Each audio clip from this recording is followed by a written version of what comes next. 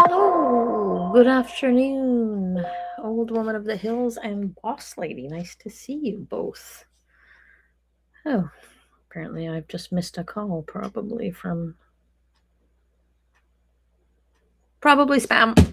So hi Mary, hi, howdy a.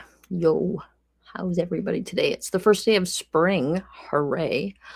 And it is absolutely a glorious spring day here in Vancouver. Howdy, penny pals. Awesome. Yeah, it's been a beautiful day here, apart from all the noise outside my window. But um, yeah, it's like 14 degrees here, which is like about 58 or 60 or something like that, which is lovely for Vancouver at this time of year. Hello, good morning, Billie Jean. Is it morning where you are? Are you in Australia or something? Hi, Beth. Oh, look, everybody's here. How awesome. Yeah, so I thought that we would carry on. There's still 2 more hours of the direct examination to go. And then also, I wanted to know if people wanted to hear about um, Nate Eaton interviewed juror number 3, 9 a.m. in Australia. Crazy. Wow. So you're like, what day is it in Australia? Is it Saturday? Are you all those hours ahead? I think you're ahead, right? Yeah. Anyway, so yeah, Nate Eaton interviewed juror number 3, and I listened to it and took some notes. And so I thought maybe people would want to hear about juror number 3, or um, or if you just want to get carrying on with Nancy Brophy here. So let me know. It takes a little minute to. There's a little bit of a delay, so. Somebody tell me what you think about hearing about juror number 3. I could do a separate little video about it, but it just doesn't seem like you could watch. If people have seen it, yeah, I won't read it all out, because you could just watch it on Nate's channel or whatever. But on the whole, seems like, yeah, she's the kind of juror that you want. She took her role as a juror very seriously, and she tried to be open-minded the whole way through. She was extremely forgiving of the defense. She thought that they did a good job of trying to sow doubt, but she was very disappointed that they didn't actually put on a defense, understandably. And I guess she didn't speak for everybody else, but she said that yeah, it had an effect on her, because she was waiting to hear the evidence that they were going to bring to refute the prosecution's evidence, and she had to, eventually conclude that there was no evidence to refute the prosecution's evidence. And she seemed like she said she felt very sorry. A lot of what we had said, same things that we had said. Um, but she said that actually that this was the one thing that I was like, oh, I can't believe it. Of course, it makes so much sense. But she said the most impactful witness for her was the undercover cop, that the rest of us, we never ended up hearing his testimony. But she said that he offered a ton of really great insight into what buying street drugs was all about, what that time was like, in 2022, when it was happening, right? What drugs were available on the streets, what they were called, all that kind of stuff. So we didn't get to see that stuff, but she said it was super impactful for her. And she said the same as us. She said she could tell that Grossman was really upset, and that she said you could tell that he really loved Corey, and she didn't believe that Corey loved him back. She said Carmen was very hard to watch because of the defense, right? Being they went further than they had to. She felt they went further than they had to, that it became clear that she didn't remember things, and they didn't need to go after her as hard as they did, but that the testimony, the cell data, basically proved that what Carmen had been saying was true. So, same with Crozier. Um, the body cam video, she said it was hard to watch. Obviously, watching a family dealing with that terrible crisis. Um, she didn't want to judge Corey on her response to the tragedy, but she did definitely mark the difference between Corey's response and Katie's response. Um, the text messages were very telling. The Midway Mansion, she already knew about that house. Like, I guess it's kind of a small town, Park City. And I guess it's like by the highway or whatever. People know, like, she never knew that Corey had anything to do with that. She said the financial testimony was amazing and very damning. That they liked the hard facts, that they found the private eye very entertaining, and also very extremely good in how he handled the cross examination. She found it hard to listen to the Rittons because, of course, they were grieving and she felt so much for them. Yeah, she said a lot of the things that they said, that we said, and that we felt. And that since afterwards, she's gone back and watched a bunch of the stuff that they were taken out of the courtroom for. Yeah, she just seemed very. She seems like exactly the kind of juror that you want, right? Like, she was very thoughtful. She was very considerate of, she considered all the evidence. She thought that the defense, she liked the defense. She thought they did a good job. She thought they were great lawyers. The prosecution did a great job. They were well prepared. They gave good evidence, and their closing was really powerful. Penny Pill, hi, yeah, hi, BGPO J3G, nice to see you. She said that the attempted murder one was the hardest one, but they agreed eventually that it was for pecuniary gain, and that was, they only had to come up with one of the two to make it aggravated. And she said that reading the verdict was tough. Like, none of it was easy. There were serious outcomes for everyone, and she took it all really seriously. So, she called it a moral obligation, a sacred responsibility. And she was proud and grateful for the experience. So she said how much she liked the judge. She also thought the THC gummies were kind of a red herring. Really liked the judge. I guess the judge went in. He went in and talked to them afterwards, and they were allowed to. He sort of fielded questions for them and stuff, and gave them a lot of answers about technical stuff, and then also, gave them some advice moving forward about how to handle, the inevitable kind of heavy weight of like knowing that you convicted somebody who's going to probably spend their life in prison, whatever. So that's mostly what I got from it. She talked a little more about the process that they went through and everything, but yeah, we'll leave that for now. So yeah, I thought she was very good. I thought she's the reason why the jury system works, right? She took her responsibilities very seriously. And it seems like the whole group did. She said there were 6 men and 6 women, and then the 4 alternates were all women.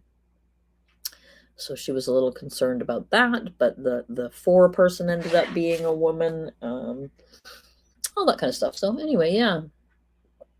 Yes, apparently he detailed how common it was for fentanyl to be disguised. Yeah, she said that was the most impactful witness for her, and I thought that was interesting because that was the one that we didn't see. So, yeah, interesting. Anyway, so that's where we are with that. This on the screen is Nancy Brophy. If you were with us yesterday, we got about, interestingly, like, they did bombard Carmen, and they were really horrible to her. And the juror commented on that. Christy was her name. But she also was like, it's a tactic. That's what they're supposed to do, right? The jurors are supposed to be trying to get some reasonable doubt going. So seems like they didn't hold the defense's behavior against them. And I think a lot of the really crappy behavior that we saw from them was actually during the times when the jury was out of the room. John Smith is in the house. Hi, John Smith. Nice to see you. Yeah. Okay. So, oh, you don't have Nancy. Oh, you do have Nancy Brophy on the screen. Sorry, I'm easily confused. People want to hear the Shanda Vander Ark appeal hearing. Okay, so we'll do that one tomorrow. I'll leave it up for a little bit longer, but she looks terrible. You'll be delighted to know she looks absolutely awful. So good. She should look absolutely awful. Yeah. Okay, so let's just carry on with old Nancy here. So this is still the direct examination, and it goes on for over 2 hours. So, hi, Little Whiskers. Oh, hey, I got your email, Little Whiskers. Thank you. That's you will notice in the poll that I took heed of your suggestion. So yeah, I have put up a thing to do Sarah tomorrow, but if people are really more interested in the Shanda Vander Ark, I will postpone that one.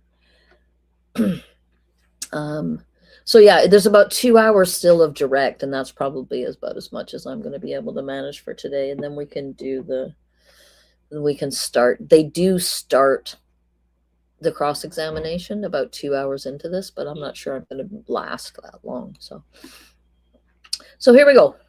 This is the afternoon session of the direct examination of Nancy Brophy by the defense.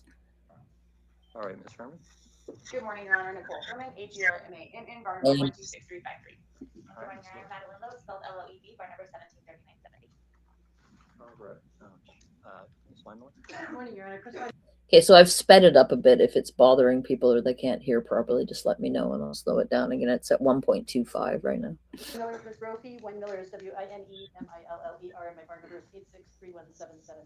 Ms. Maxwell. Good morning, Your Honor. Lisa Maxwell, also here with Ms. Brophy. My bar number is 844337, and my last name is spelled M-A-X-F-I-E-L-E. All right. And before we get started, I have to rule on the two motions that were argued on Friday. For each of them, I'm going to give a fairly detailed explanation of my ruling so that the sides understand them and so that the record is clear. Now, the first is the defense motion to exclude the rebuttal testimony of Andrea Jacobs. Right, this is the wrong day. And that motion. It is simpler than I'm doing it.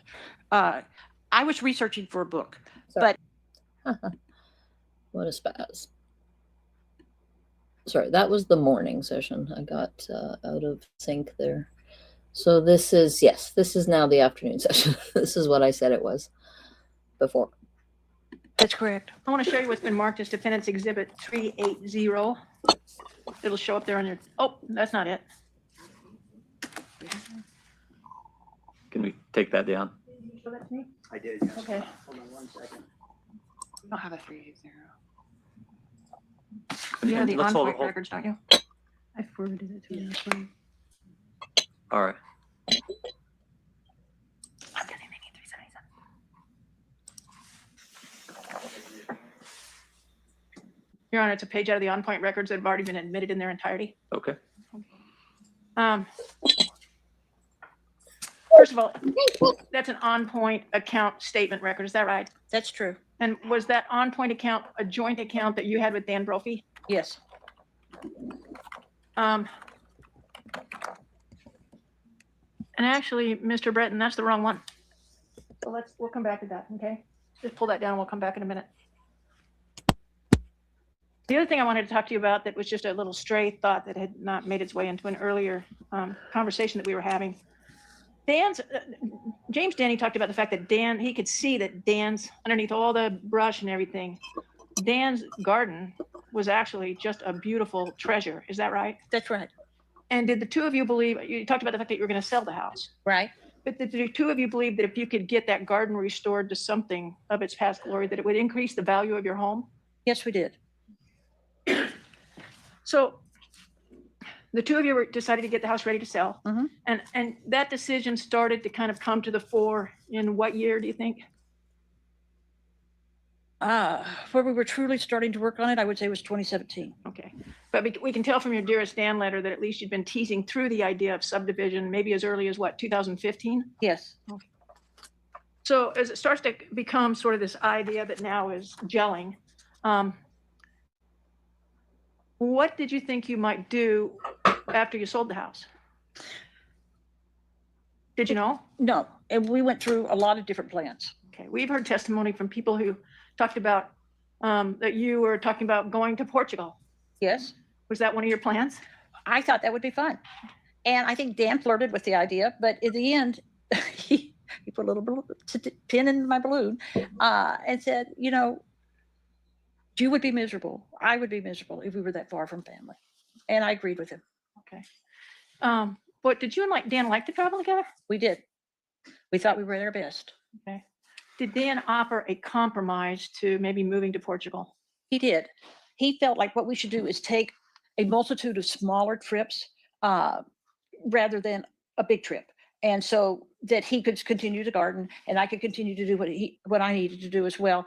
And yet we would still have the experience of being together and going places that were fun and different. Okay. In early 2017, did you do one of those trips? We did. What'd you do? I was invited to speak on a cruise ship for a writers conference. I have a talk I give called Redeeming Your Antagonist. You'd think I could remember. Redeeming Your Antagonist. And I said, you want to come? And he said, sure. And so we flew to Fort Lauderdale, took the cruise, took a cooking class, and came home. Okay. Did you take another trip later in 2017? No, I think, well, to the beach, yes, but we didn't really regard that. We regarded that as, you know, a good weekend. That wasn't really a vacation plan so much, but we went to the beach several times. Okay.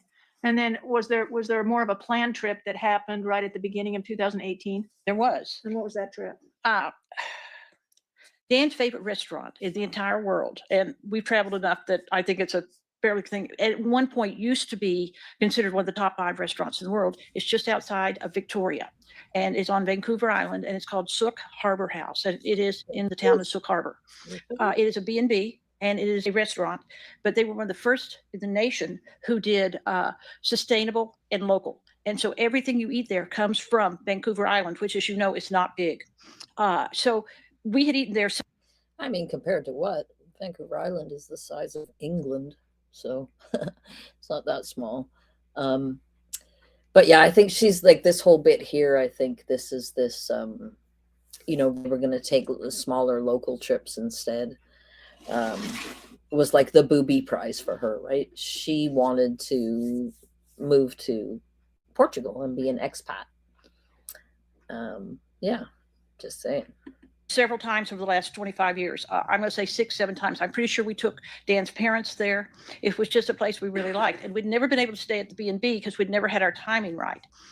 Well, we discovered that we had an extra week for Christmas in there that we weren't expecting. And so we called Sook Harbor House and said, could we stay? And they said, well, we close for a month in, I think, the 5th or 6th of January. So we scheduled 3 to 5 days, I can't remember, and stayed at the B&B, which has, by the way, become a small hotel since then, and ate at their restaurant every day. And it was a great trip, and the food was fabulous. But to get there, Whoa, sorry. Whoa.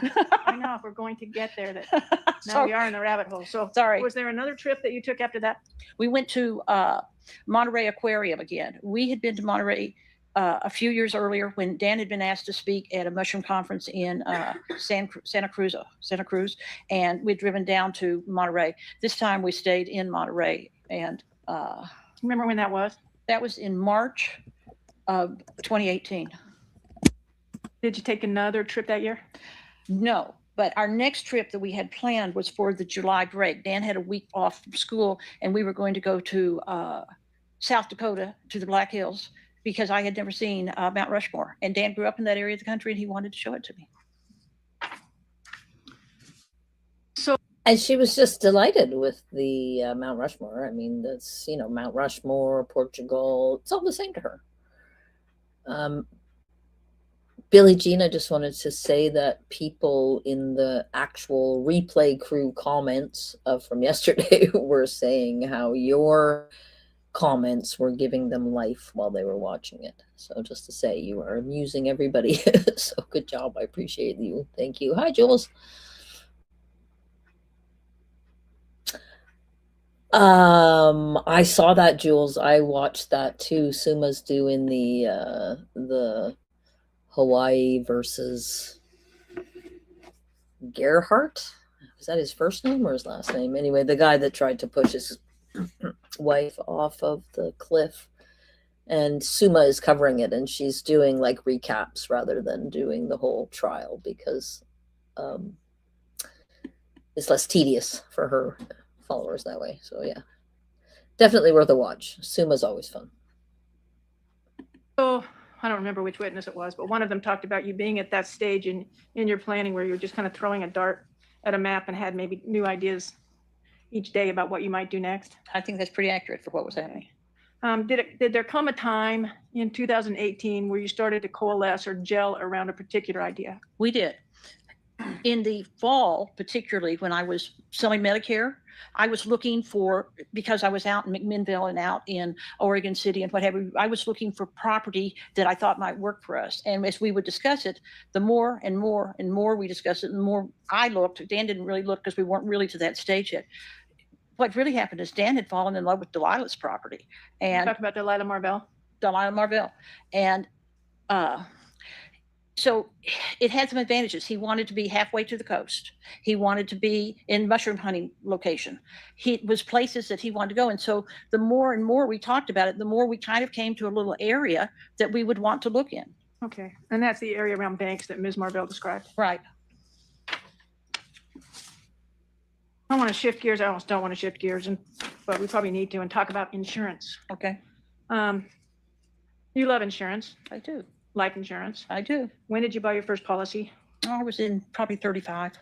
And you insured yourself? I did. Were you married? No. Did you have kids? No. Or you bought a policy? Yes.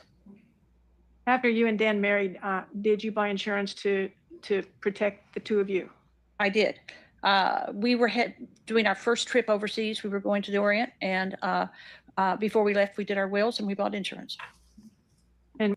Sorry, did she just say we were going to the Orient? Like, what is this, 1908? Jesus, Nancy. Were those policies identical? Yes, they were. One on your life, Yes. one on Dan's life? Yes. And who was the owner of the policy that insured Dan's life? Dan was. And why was that? Because when you own your own policy, you control it.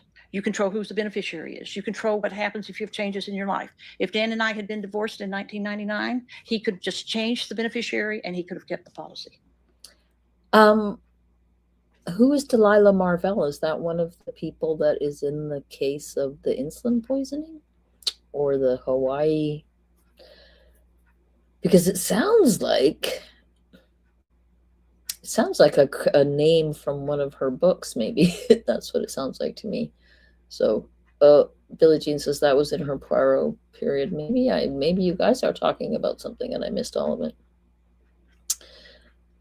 On a train. See, I don't know what's going on. Okay, that was her Poirot period. I don't know what we're talking about. Okay, you guys have lost me. It's official. But we'll just carry on. Anyway. It would have been his policy. That was a policy that belonged to him. Yes. And the policies that insured your life belonged to you? Yes.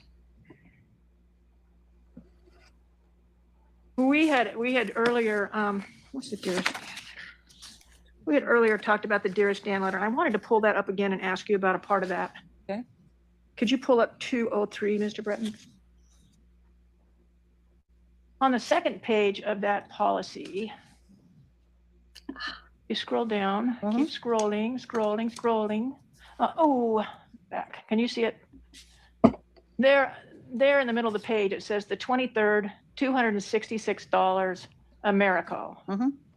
What are you talking about there? That is a policy that we bought for Dan and scrambled to get it to him on time when he was 59 and a half, because after that point, he couldn't get it anymore. And that's a policy that insured Dan's life. That's right. But this is a letter that talks about the policies that insure your life. That's true. Why are you telling Dan about this policy on his life that costs $266 a month? Because it's a special type of policy that's also part of our retirement planning. So it is a policy that we got that if I wasn't there to remind him, I wasn't sure he would remember what our plan was. But basically what happens on return of premium is you pay the premiums, and if Dan doesn't die, which was our plan, we get all the money back for the premium. Okay, that's a weird thing to say. Hi, Jen Wren. That's a great point. Delilah Marvell does sound like someone who would travel to the Orient, perhaps on the Orient Express.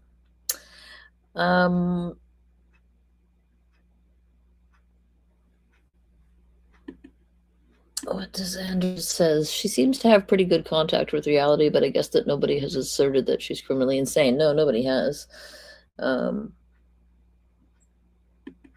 Yeah, I think I untangled that all eventually. Mine was about the Orient Common. I imagined her fancying the Orient Express stories and the Poirot thing because, yes, it all came together in my head eventually. Thank you for helping me to straighten that out.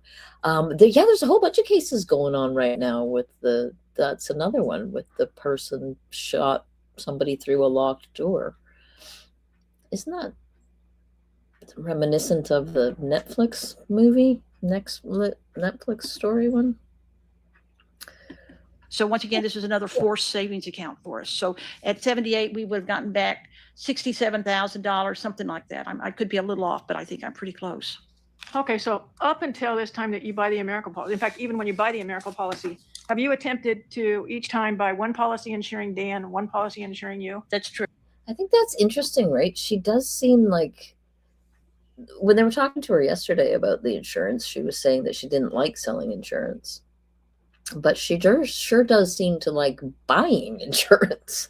And it seemed like she was well aware of all the ways that insurance policies could be used as financial vehicles, I guess. I'm very ignorant about life insurance.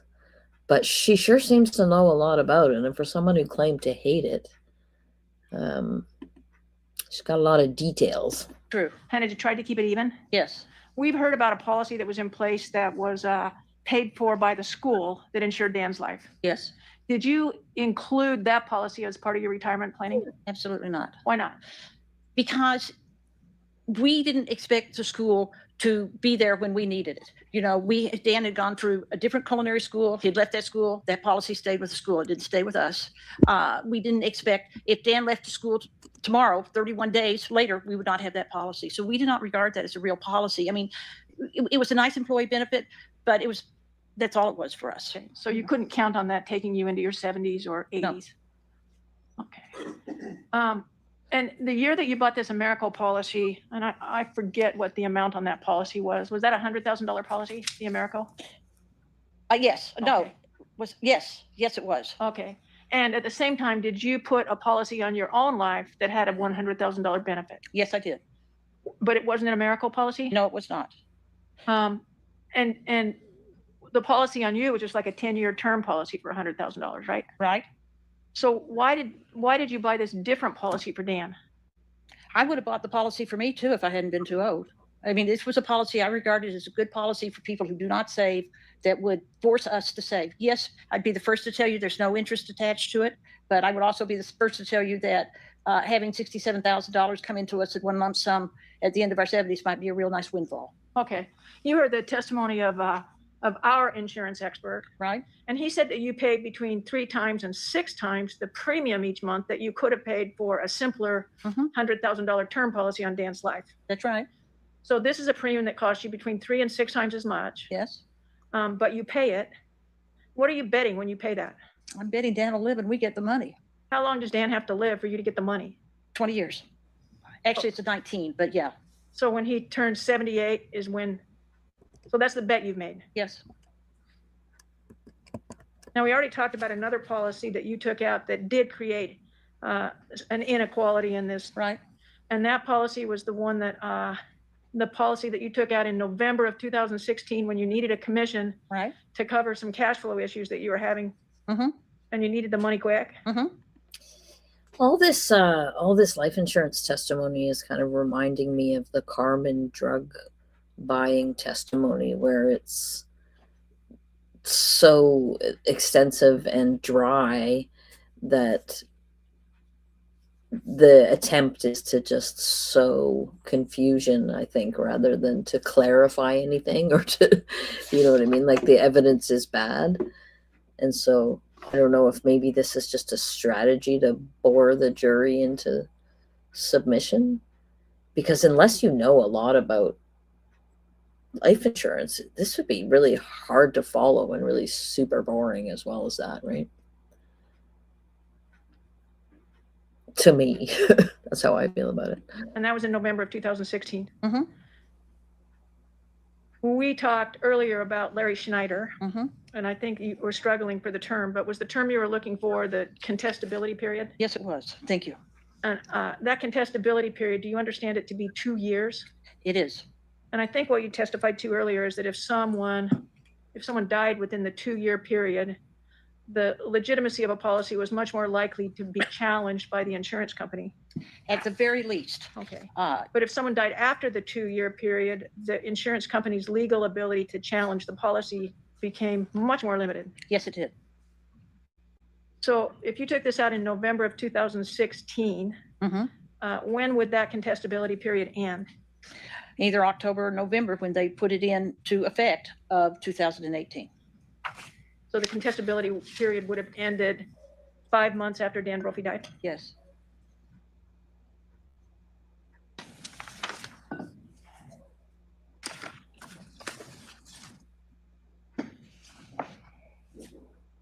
And you testified previously about the pressures that you were feeling and how you're sometimes resorting to Band-Aids and later resorting to more long-term solutions to the financial pressures you were feeling were real. Is that right? They were.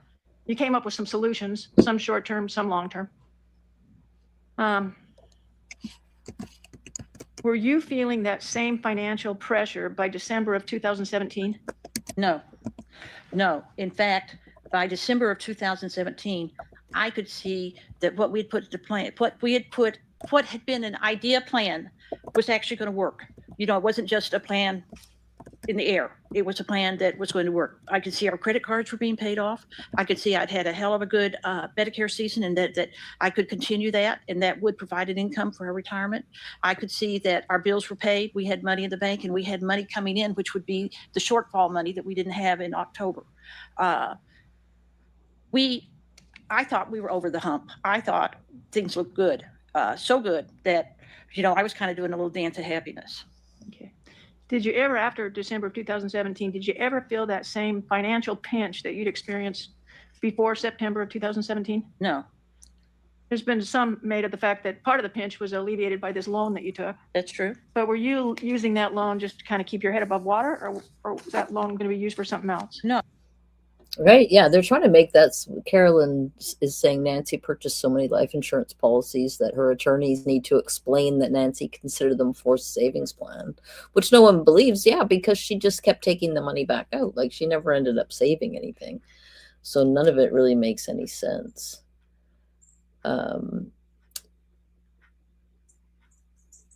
Yeah, she's I feel like this testimony, that must be what it is, because God, it's really dry and really boring and not easy to follow or remember, or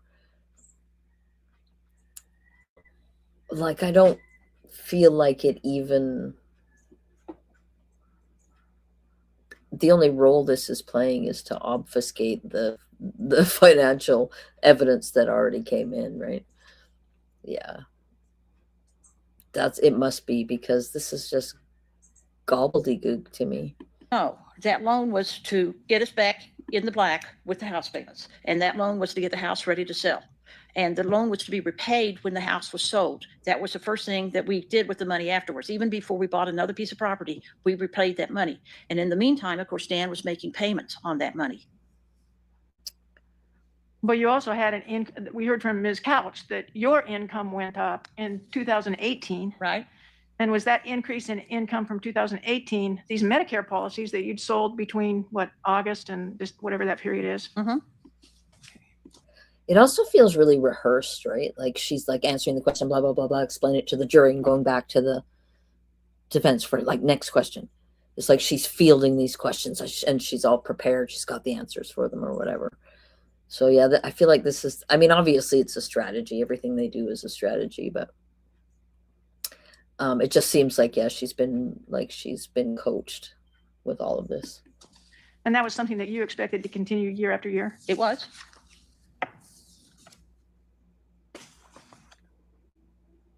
You're a romance writer. Yes, I am. What kind of stuff do you write? Romantic suspense. And we've heard from some of the other writers about writing devices or things that writers use to write their books.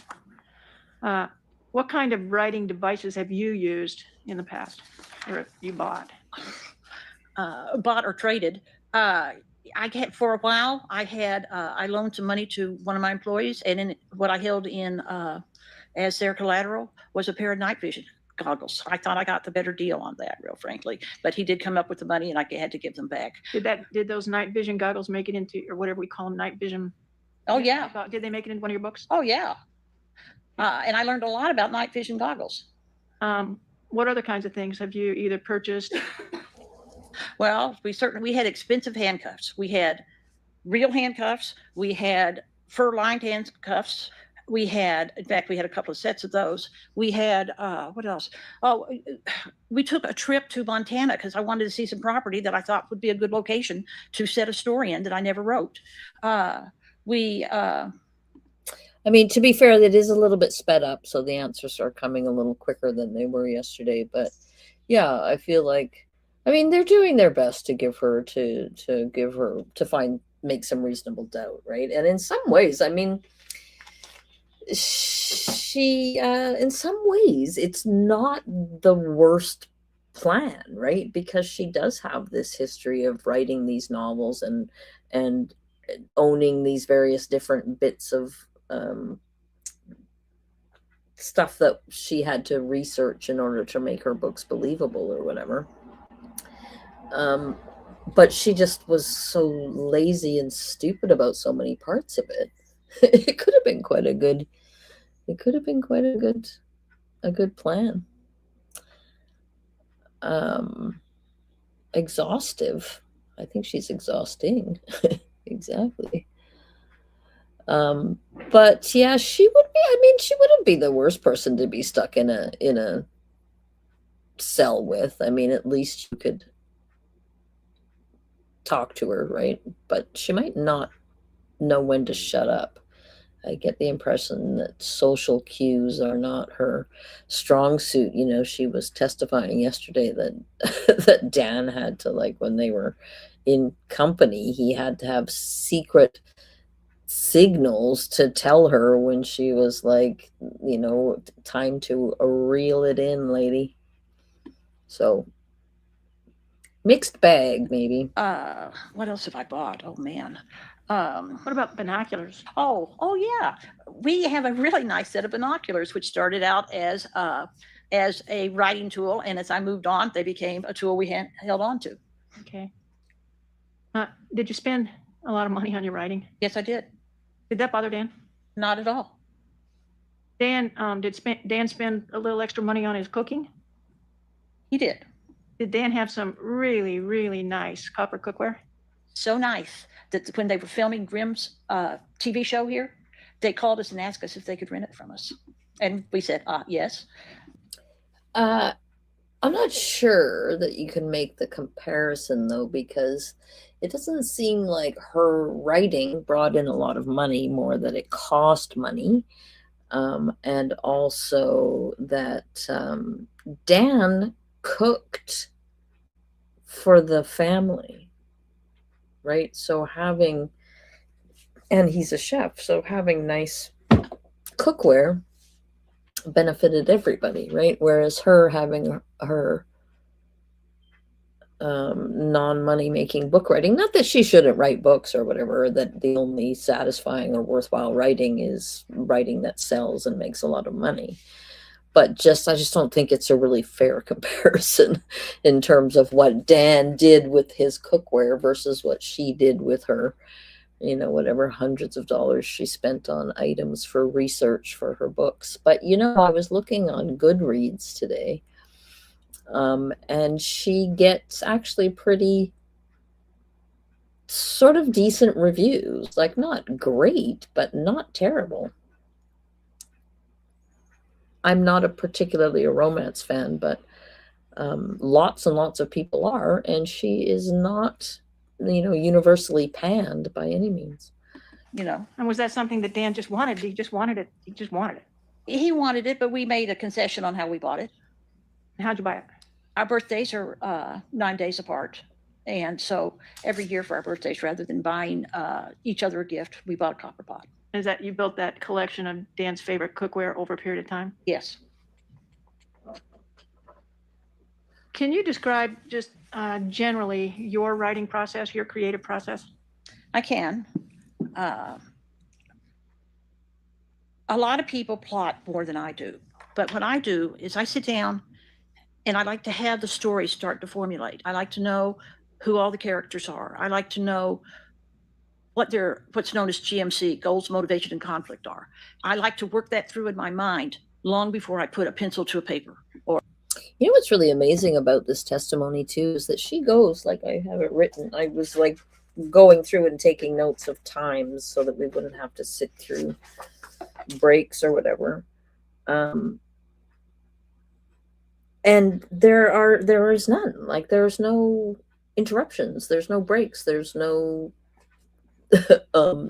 conferences at the bench. There's no interruptions. There's no objections. She just testifies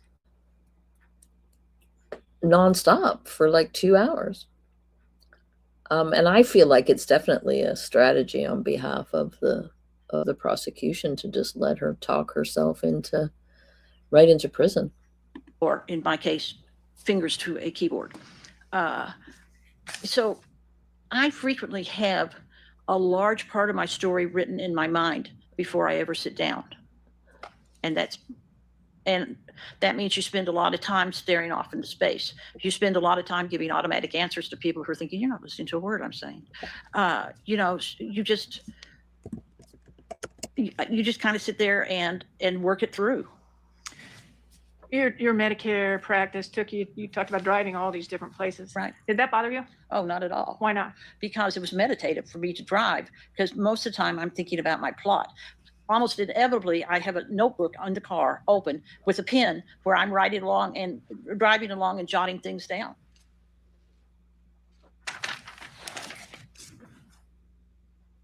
I want to shift again and talk about firearms. Okay. In 2017, did the seed of a new story come to you? It did. And how did that come to be? I read an article about a guy in California who bought a gun online, put it together, and killed his family. And I am amazed by this. I'm amazed you're able to do this. But I'm sitting there thinking, what if it was a woman who was afraid? What if it was a woman who bought the gun online or bought gun pieces online and put them together to protect herself? And so once I kind of flipped the story in my mind, I started building it. Now, the cool thing about the article, and there was other articles that followed it, was that it had links in it.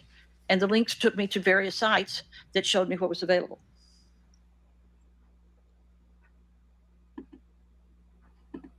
See, I mean, it is quite clever in a way, right?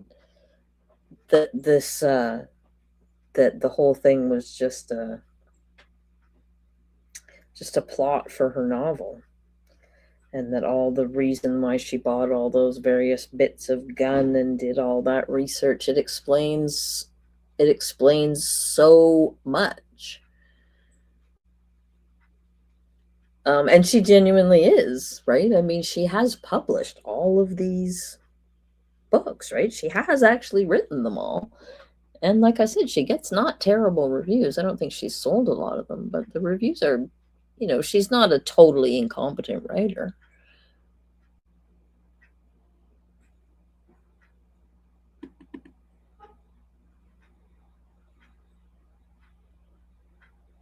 I do. I mean, I think that she has figured out that this is I'm obviously she's plotting to kill Dan, but I think it was kind of a clever plan, honestly. I mean, she didn't execute it well, but I don't think she has dementia, no. Yeah, I mean, you'd want to look through and see what her other research was. Yeah, that's a good point, Beth. I wonder if the prosecution, I don't remember hearing about that from the prosecution. I didn't watch the whole trial. This was, I saw this all after the fact, and I didn't watch the whole trial. Sometime in November of 2017, is that the article that you're talking about? Yes. And the links that you're talking about, you remember what they were to? One was to ghostguns.com and one was to Ghost Gunner, something. There was another similar title to it. Okay. Did you go, after reading that article, did you go there? I did. Before you read that article, did you know that guns could come in kits? No. So as you're thinking about the story in the beginning, how did you imagine it would come together? What I really thought is, when I was thinking about it, was that you would buy pieces one place or another. Maybe gun shows, gun shops had them, maybe gun show, maybe bought them online. But I was thinking there's got to be these pieces available where you could put a gun together. And then, lo and behold, there are kits. You don't have to go and shop everywhere. Okay. You just. So was that a challenge in the beginning, trying to figure out? Well, let me back up. The story that you had, right? How did the gun parts fit into the story arc? Well, that gets to be really important. The way I was going to write the story was each month a piece would come to her in the mail, and she would. So that would be the beginning. And as the gun built, so did the story arc, and so did her character arc. And what did you learn from putting a gun together? And how did it compare to your life? How does that solve some of your problems as you're working through them? So it was piece by piece, chapter by chapter. That's how. And how did it solve her problems? Hey. But did you know what pieces to put into your story before you found out about gun kits? No, but I figured that I would research it. I mean, in detail. People love the internet, but real frankly, I don't know a writer who doesn't have a library card. And I don't know a writer who doesn't go to the public library to look up what they want. Yes, it's online, but it's not necessarily correct online. It's just online. Okay, so let's go back. It's wild, right? The way she talks like that, like she's instructing the jury, like she's instructing everybody about how things work. And like literally she could just say yes, no, yes, no. And she thinks that she's coming across as relatable, right? And that they're just all there having a little friendly conversation, and she's just kind of explaining how it was, right? But this whole business of instructing everybody, it doesn't come off well to my mind. And she doesn't come off as friendly and relatable. She comes off as overbearing and obnoxious, and just way too confident, right? I haven't. Yes, just the confidence is for someone who's in the position that she's in, that kind of confidence is off-putting to me anyway. Back to the New York Times article that had the links in it. Yeah. How did you use that article, or how did you use the links? Ghost Guns had more appeal to me, so I went back to that site 2 or 3 times. And I will say that sometimes my lack of totally planning can be a problem. Yeah, very much. But it was, they made it sound like it was really easy to put this gun together. Was there a video on that site? There was a link to a video. Okay, and can you remember what the video was about? It was about how easy it was to put this gun together. Yo ho ho, some guy whipped it out and got it together, and it was just nothing. I mean, it was harder than Legos, but not much. Her recall about the websites is pretty amazing, eh? Was there a video on that website? Oh, there was a link to a video. Like, we're talking about several years ago now, right? And yet later, what she depends on for her entire defense is like, I don't remember the critical moments, but I remember the details of like how I accessed a video exactly 4 years ago.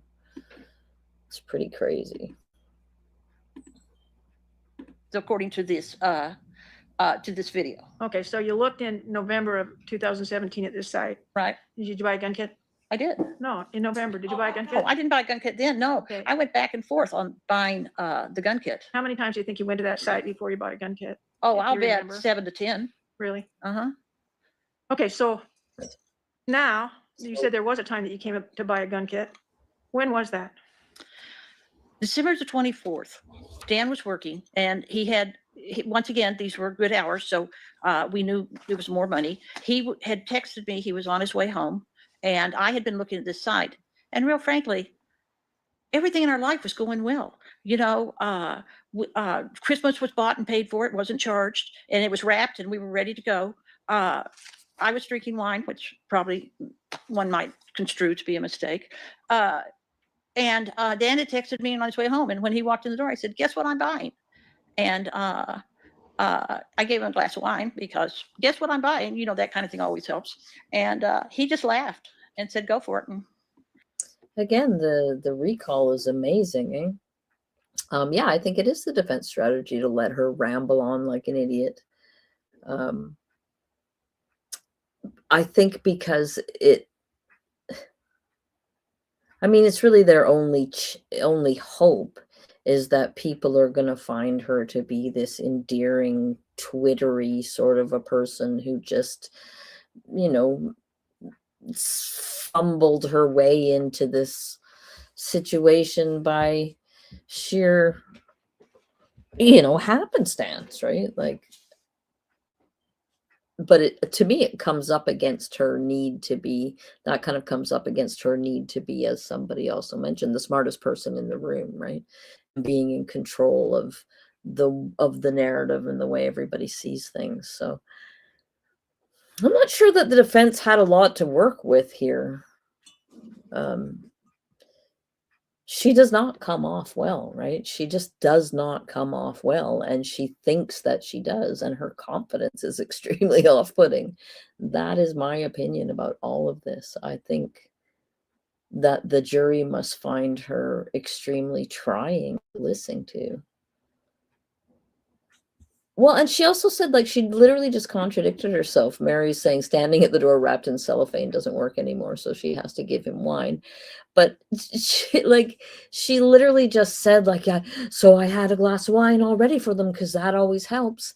And then she completely contradicted that whole, like, oh, I was so nervous about what he was going to say by him, like, and he just laughed and went, go for it, right? Like, and it always seems to be that she always depicts him as being completely on board with all of her silliness, right? And I'm not, I mean, maybe he was, right? I mean, it certainly doesn't seem like, maybe I mean, I don't know, actually. I can't say that. I was going to say it certainly doesn't seem like they were on the verge of a divorce or anything, but then again, we're only hearing from her. So, hey, Suma. Hi, how are you? I was watching your video today about the Hawaii case.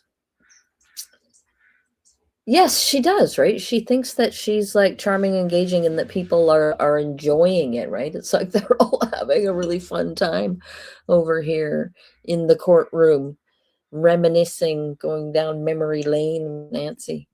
It's yeah, it's really wild. that's where we ended up. So you bought the gun kit I did, as a gift to yourself? as a gift to myself. God knows she needed a gift. Just kind of generally, Dan was there when you made the purchase? He was. And he texted you before coming home to let you know he was on his way home? He did. And do you know how long it takes to get from On Point to, I'm sorry, I'm looking at my notes. Do you know how long it takes to get from Avamere to your house? I would say somewhere between 6 and 10 minutes. Let me show you what's been marked as, I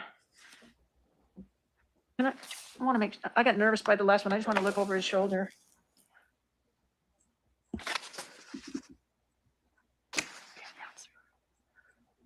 I want to show you what's been marked as Defendant's Exhibit 377. It's an On Point bank record. Mm-hmm. And again, this is that joint account that you have with your husband. Yes, it is. And it looks like the date, at least that statement period, is from 12/9/17 to January 1st. Is that what it says, of 2018? No, January 8th. Okay, I have bad eyes. I wonder if you can scroll down, Mr. Breton, to a purchase that was made on December 24th.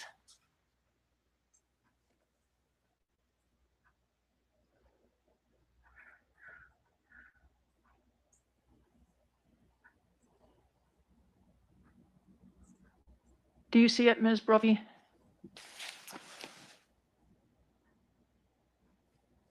You can see better than I can. Well, I'm looking. Holy smoke. Apparently, I went to KFC. Can we scroll down just a little bit further, Mr. Breton? Maybe it shows up a little later. Maybe.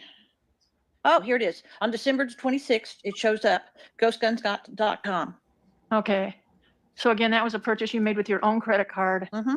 or with a debit card, it looks like, Mm-hmm. out of that joint account? Mm-hmm. Okay. I would move to admit Does this have a number, Ms. Weinmiller? 377. Okay, I would move to Defendant's Exhibit 377. I think the on-point records are in as a whole, but this is a sort of a standalone. Okay. All right, 377 will be admitted. And just so I'm clear, is that 8 pages then? Ooh, is it? Yeah, it is. It's Okay. the entire statement. Bless you. Okay, you can take that down. Thank you. After Christmas Eve, then you and Dan were planning for this Sook Harbor trip. Yes. And what happened before you left for Sook Harbor? Did you do anything? Was this gun going to get delivered while you were gone? This gun Yes. kit? Okay. I feel annoyed on behalf of Sook Harbor over on Vancouver Island. I feel annoyed on their behalf that Nancy Brophy went there. And what, if anything, did you or Dan do in preparation for this trip? Dan had the mail held, and which was, I generally dealt with the dogs and he dealt with the mail. And I took the dogs to the kennel, and he had the gun kit, had the mail stopped. Did you hear that?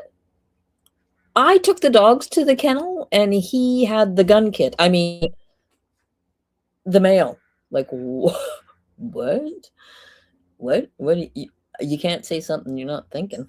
Holy smokes. So the mail was stopped while you were gone. Mhm. And you came back. Did you come back over the weekend? Do you remember? I don't remember exactly what day of the week it was that we came back. Do you remember whether on the Monday after you returned, you went in to do these blitz calls, these Medicare blitz calls? Right. I did that. And that usually takes, depending on how long they let you do it, anywhere from an hour to 4 hours. Okay. When you came home that night, was the mail indoors? It was. And It's her recall is amazing. Right? It's amazing. Billie Jean, her little hamster hands. Yeah, I was thinking about, she was sitting at one point doing this, and I was wondering if this gesture was akin to the steepled hands gesture of the, of the expert opining kind of thing. A Freudian slip. Yeah. I mean, that was a slip, definitely. She said ghost gun instead of mail. Yeah. was the gun kit there? Well, a box was there. Okay. And so I waited for Dan to come home, and we opened it, and he probably did not see the joy in it that I did, but I thought it was great to open it and see it. Okay. When you opened it, counsel for the state had passed out this little plastic bag that was filled with, looked to me like 5 billion parts. I think that count is accurate. Yeah. When you All of this goofy little editorializing that they do is so inappropriate. It's because of the setting that they're in, right? It's so inappropriate. They're just over here jawing about stuff. Like, this is a murder trial, ma'am. opened that and saw little parts like that, and the other things that it was going to take to put together this kit, was that a little daunting? It was. It was. I was not expecting it to be quite as intricate. They said, oh, the bottom part, they said the gun kit's 80% together. So you think, how hard can the last 20% be? Well, it turns out harder than I was expecting. Did you ask Dan about tools that you would need to put that Yes. together? I said, do we have a drill press? And he said, no. But I also knew that if we didn't have it, other people would. I wasn't that worried. Right? Exactly.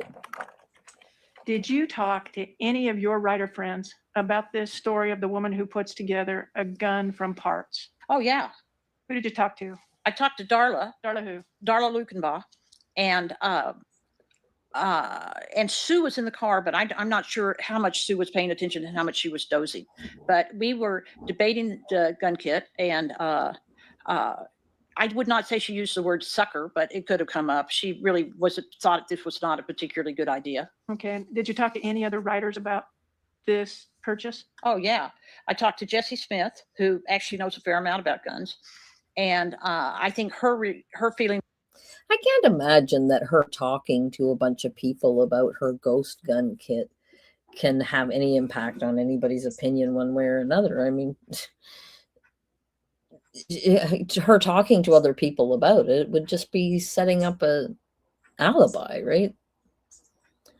Is what Dan said considered hearsay? I get confused about that. I think so, because he can't testify to what he said, right? I'm not sure what we're talking about here. Grayson edited out Dr. John's tics. You mean on the, like, when she produces their videos? She doesn't do a very good job of editing out his jutting tongue. Yeah, so much extra descriptive language. Like, it's all very, very weird and inappropriate for the setting. And that's so typical of a narcissist, right? Being completely oblivious of how they're coming across. John Smith says, why on earth would you need a drill press for a gun kit? It's all there. All you have to do is assemble it. Oh, apparently she watched a video in which there was a drill press. Yes, the jutting tongue of Dr. John. Was this is going to be a lot tougher than you think it is. And I'm thinking, oh, great. But you did talk to writer friends about this storyline. I did. And did you tell each of these people that you talked to about the storyline that you'd actually purchased a gun kit? Yes.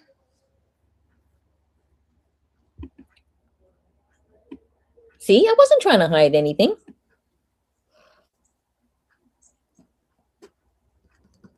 Your mother-in-law testified that, leaving the gun kit aside, your mother-in-law testified that you had actually said something to her about thinking about buying a gun, like a gun, not a gun kit. Yes. And just so that I'm clear, this gun kit, is that separate in your mind from the gun? Yes. Why? Well, because the gun is a gun and it's for protection. The gun kit is a toy and it's for riding. Okay. So do you remember having a conversation with Karen Brophy about thinking about buying a gun kit? I do. And do you remember about when that would have happened? If you don't, that's okay. I'm just I really asking. don't. I really don't. I think the topic came up more than once, but not, I mean, it wasn't a constant topic. It was a fleeting topic.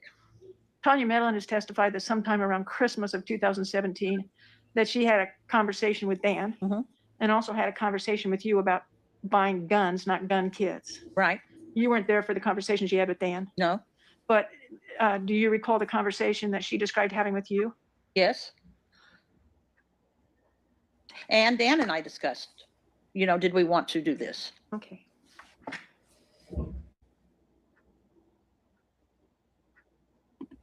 So her whole thing about buying a gun, again, right? It seems clear that she just set all this up, like that she had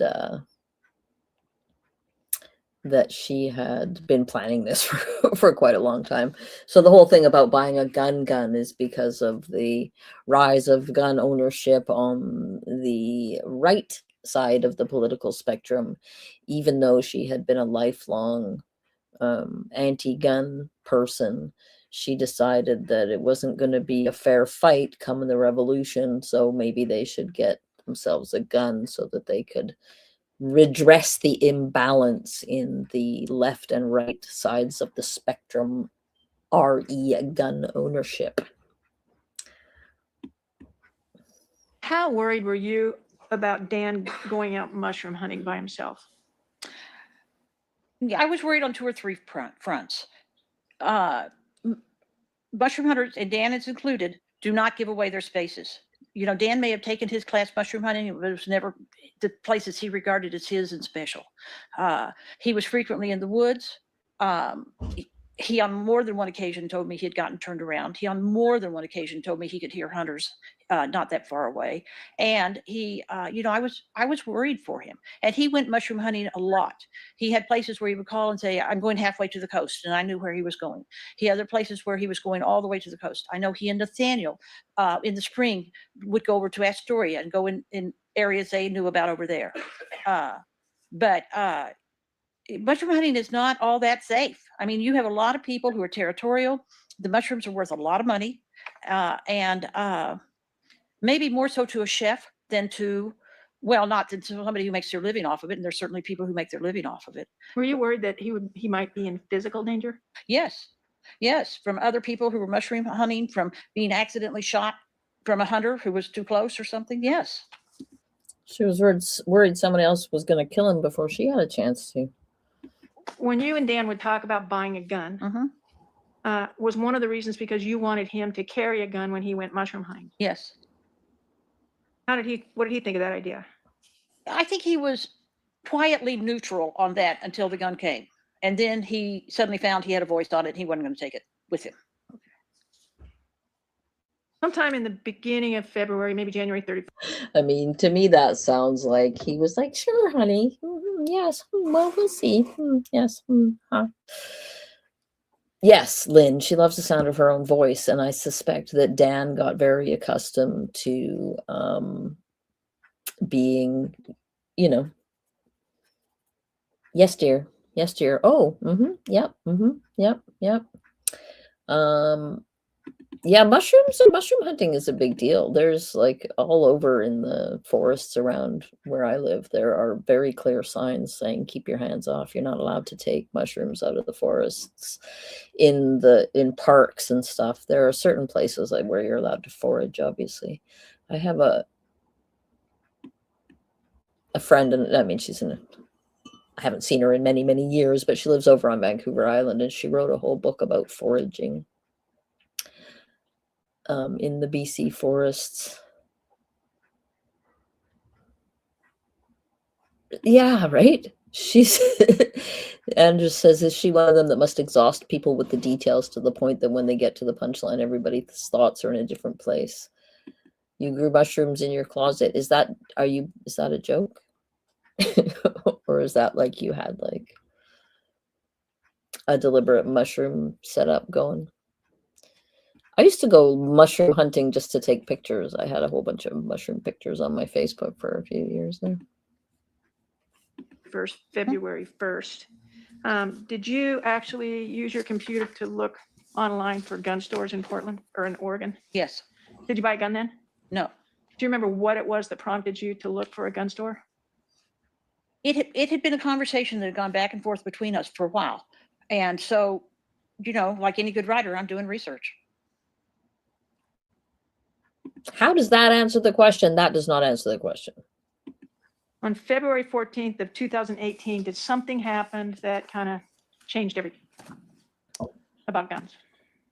February 14th was the Florida shooting, and it was a shooting in a school, and it seemed not worse than other shootings, but kind of worse in some ways. It got a lot of publicity that on top of the other shootings that had been in the area at the time. I mean, there was a Las Vegas shooting. There were, we were just killing too damn many kids. And So, and I reached the point where I said, Dan, it's time. And he said, okay. did you then do some research online? I did. Did you research how much a Glock? Do you remember that conservative couple that lived in the gated community it was during Trump's first administration, and there was like some kind of a protest involving brown people and LGBTQ people that went by their house, and they came out with their semi-automatic guns and they were pointing them at everybody like they were so threatened they were going to be murdered by these social justice warriors. Remember them? That's who this is putting me in mind of, is you can just picture Nancy being like that with a gun, like just a complete absolute idiot and like fearful of all the wrong things. And anyway, that's who I was just reminded of. Would cost? Yes, Did you research gun safety classes? I did. Did you research the Portland Expo Gun Show? I did. And why the Portland Expo Gun Show? Well, everybody told me that it's cheaper. Go to a gun show, they'll negotiate, buy a gun there. And it was interesting when I got there that there were so many different prices for the same gun, depending on which booth you were at. Okay. Before you went to the gun show, Yes? had you got kind of a ballpark idea of what you expected to pay? Yes. Did you take out, how are you going to pay for that gun? Dan gave me $400 in cash, and I took $400 out of our joint account. Oh, nice.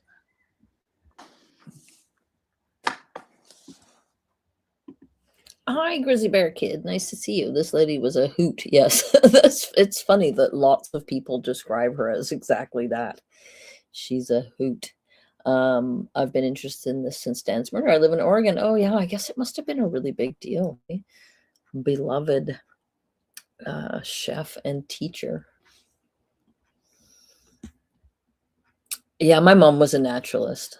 God bless the naturalists out there showing us the natural world. How much did you think a gun would cost? I was expecting in the $600 range. Okay.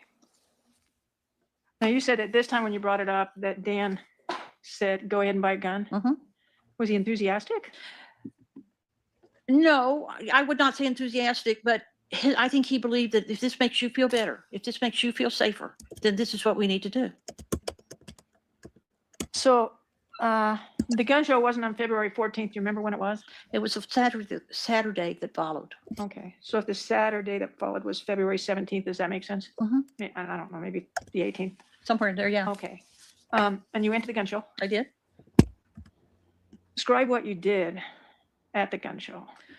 Well, when you first walk in at a gun show, you have to turn in a gun if you're carrying it. And that, you know, I'm sort of surprised that this, not that that made perfect sense. It's just that, you know, I didn't know anybody who carried a gun with us. So I was surprised at how there was this long line to turn in their guns. But then you go into a room and they're set up like booths everywhere. And I walked around and I compared prices. I'd already decided that I wanted a Glock. And so, Why did you want a Glock? well, several reasons. Had it been recommended to you? It by had been anyone? recommended to us. That was probably the biggest of the reasons.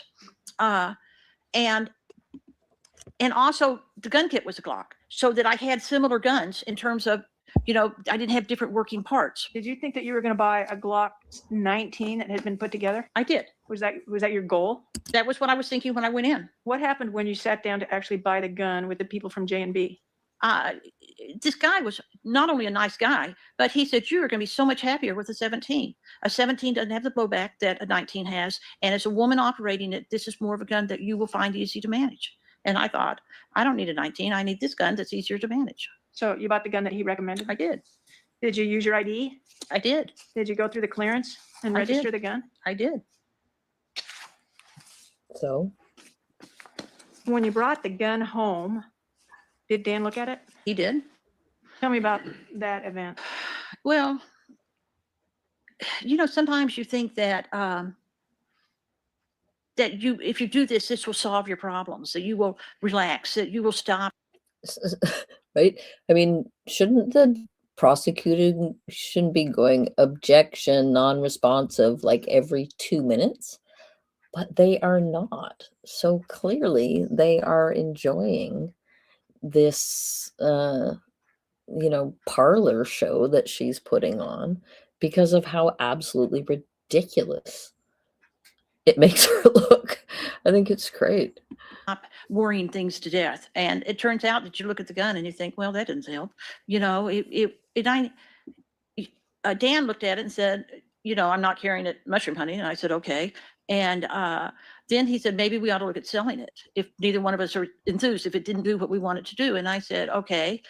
And I said, or I could take it apart and then I could put the other one together. And Dan said, no, we've seen you in action before. No, no, no, no, no. Do not take it apart. And I said, okay, which made sense. It really did.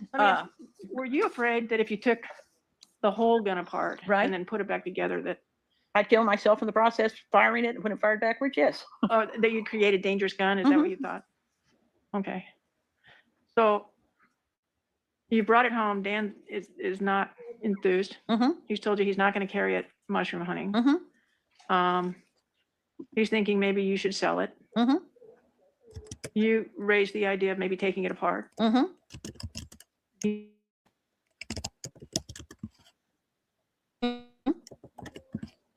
What did you do then? I bought another piece of gun. I bought a slide. And I think I bought the slide almost immediately afterwards because I thought, okay, at this point, I'm obsessed with these gun parts. You know, Literally, I'm kind of does amazed at how obsessed- anybody believe that? It is so ridiculous.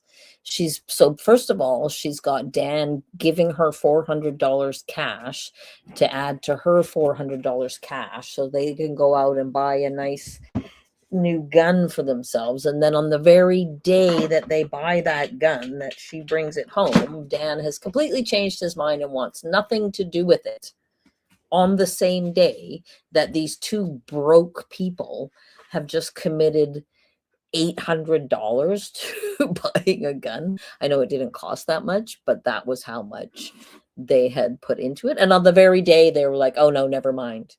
We don't even want it. And then now the next day she goes out and buys more gun pieces. Like,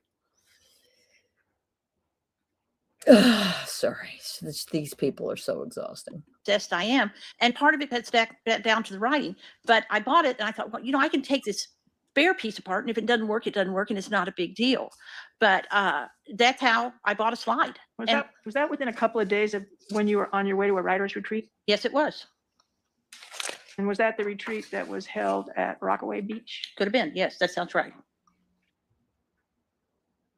Were you home when the slide was delivered? No. Right? Let me ask you this. If you had, let's go back to the gun show. Okay. If you decided to buy a slide at the gun show, could you have just bought one with cash? Was it Yes. like the extra money that you brought? Mhm. Could you have just gone up to any one of those booths and negotiated a good price on a slide? Mhm. And would they have asked for your ID? I don't think so. Would you have had to register it like you did the gun? I don't think so. Sorry, I don't think so. Like, how does is she an expert on this? Where's the foundation, right? Again, where's the prosecution? I don't think that they care about any of this because they know exactly what they've got and how they're going to sink her. So you could have just paid over your cash, left the gun show with a slide, Mhm. and you wouldn't have had to leave your name behind. Mhm. You wouldn't have had to leave a credit card receipt behind. Mhm. You would have had to leave your home address behind. Mhm. But this slide that you bought on the internet, Mhm. Did you have to give a credit card? Yes. Did you have Well, I to use PayPal. use PayPal? Mhm. And the PayPal's linked back to your A bank card. account.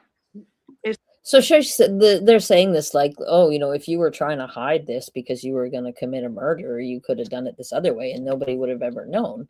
But her whole idea was that she wasn't hiding it because it was all research for her book. So, yeah, not buying it.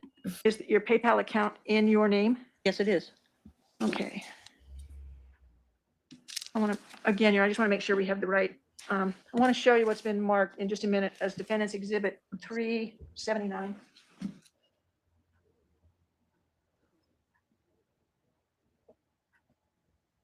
You just play it now. Thank you.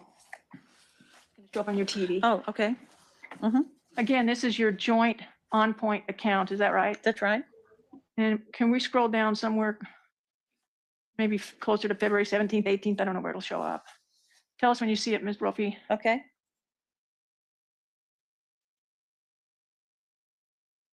Stop. You see? Oh, you see it yet? No, I do Okay. not.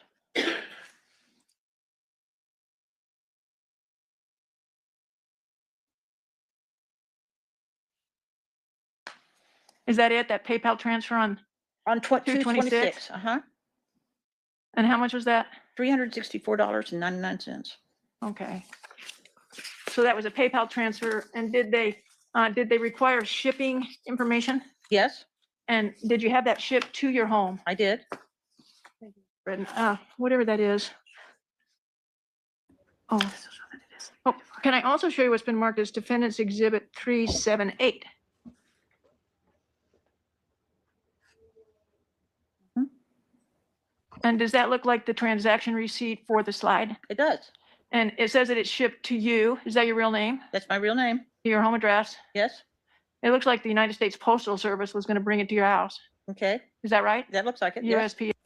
There's no explanation, right? That she never gives an explanation for why she needed to actually have these things instead of just reading about them and researching them, why she actually had to have them in her possession to the tune of, like, where are we now, in hundreds of dollars.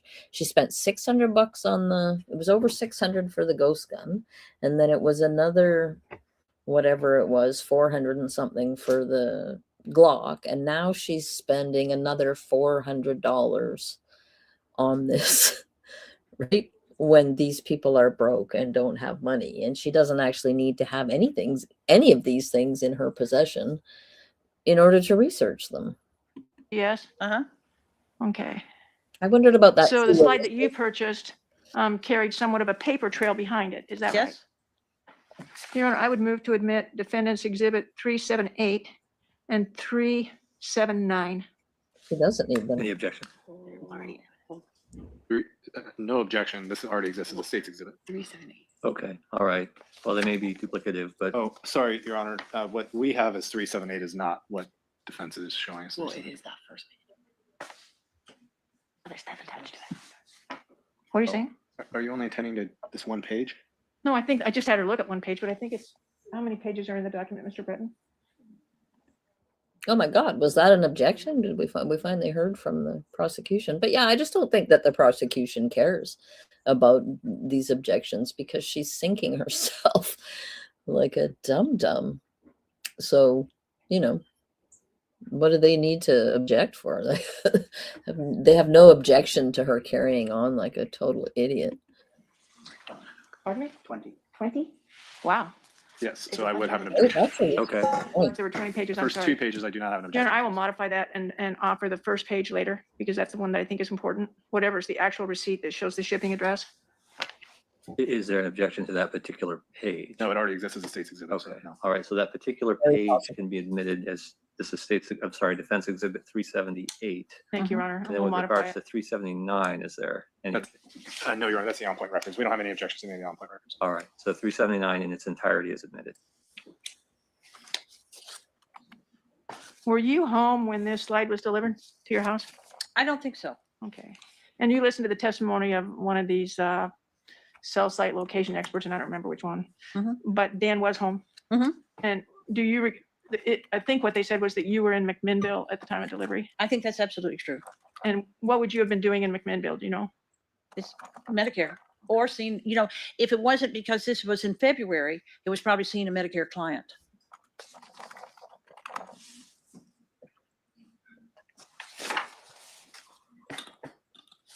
We saw a couple of different, there've been reference to a couple of different YouTubes or videos that you watched. Mhm. And did you watch them with us? Do you remember seeing them real time? Yeah, I've seen them before. It wasn't a total surprise to me. Let's shift gears again. I want to talk about the week before Dan Brophy died. Okay. On the morning of May 26th Yes, of 2018, did Dan injure himself? he did. What did he do? He had decided to take a shower downstairs so it wouldn't wake me up. And he took a shower and he must have twisted or jerked this glass shower door we had because it suddenly shattered into a million little pieces. And I didn't hear it shatter upstairs, but Dan came upstairs and he said, "We've got a problem." And his palms were bleeding and apparently the bottom of his feet were bleeding. So he'd gotten out of the shower and managed to make it upstairs. He was doing a class. He wasn't doing a class. He was on a panel for a class at PCC that day. So I said, "We got to go to the hospital." So he has Kaiser insurance and we went to a Kaiser hospital that was as close to PCC as we could get. And he ended up having stitches. Okay. I feel like the answer to that question could have been, yeah, the glass shower door shattered while Dan was in the shower that day. So while Dan was getting cared for at the medical center, Right. what did you do?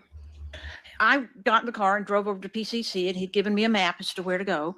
And I went up to where the panel was and I said, "I know Dan Brophy's supposed to be here right now, but he's having this medical procedure and he'll be here as fast as he can." And they were all real relaxed and they said, "That's great. You know, when he gets here, he gets here."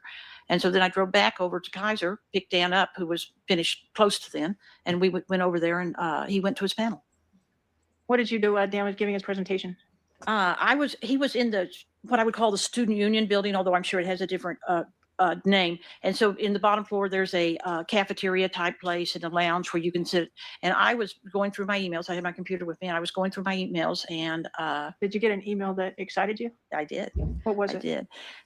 Ew. In the Witches trilogy, I had gotten an email from an editor saying that they would like to look at it. I'm And going to show you I'm sorry. oh, go ahead. Show you what's been marked as Defendant's Exhibit 209. Is that the email that you opened up? That is, and I misspoke. I said it was from an editor. It was from an agent. And I think I misspoke because I said it was the 26th and not the 25th. Oh, okay. Um, Yes. And so it's an email. It's an email that tells me how to submit it because they would like to see it. Okay. Thank you, Mr. Britton. I don't remember if this has been admitted, but if not, the defense would move Wow, that would have been an exciting letter because she was all self-published at that point. Yeah. to admit Exhibit 209. Not sure either. Does the state object? I think it's been pre-admitted, but we don't. All right. It may have been, but in abundance of caution, 209 will be admitted if it hasn't already. I confess to losing track. Over the next several days, over the next week, where was your head? Oh, I'm trying to shape the story up to send it to this agent. It's a trilogy, and I'm finished with book 1, although it needs editing again. I'm finished with book 2, and I'm 60% through with book 3. So I have to make sure that I got everything I need in book 1 that I'm going to need in book 3. I know that doesn't make sense, but you live and die by the first book. You can't suddenly introduce something in book 3 that because you need it if you didn't refer to it in book 1. So what I was doing was trying to finish my story, trying to get the first story together so I could send it to them, reading it through one more time to make sure there wasn't something stupid that stood out in it. Was there something stupid that stood out in it? Oh, there's always something stupid that stands out in it. That's, half of writing. You realize that after you've looked at the story 25 times, you misspelled the title, It's just one of those things that happens. Was there a plot hole in, I think it was the third Witches book? There was a huge plot hole, and it had to do with bending time and bending light.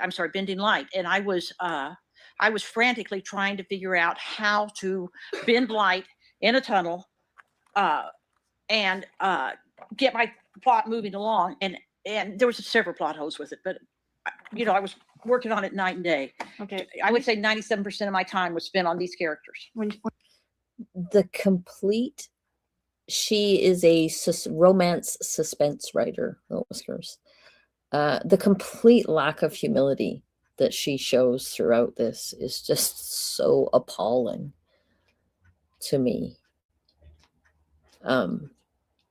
She seems to forget where she is almost constantly, right? She seems to forget what the occasion is.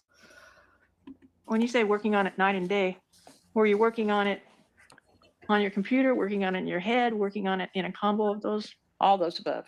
I'm jotting notes places. I'm doing everything I can do to put this story together. Were you completely immersed in that story? Completely. On June 1st, the day before Dan died, Mm-hmm. do you remember what you did? Yes. We met for breakfast at, Who's we? Dan and I met for breakfast. He'd gone down to school to drop off his carts.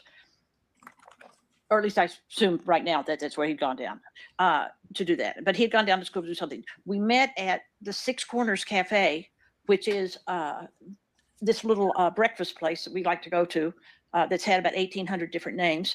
But it's at the intersection of Shrewsbury.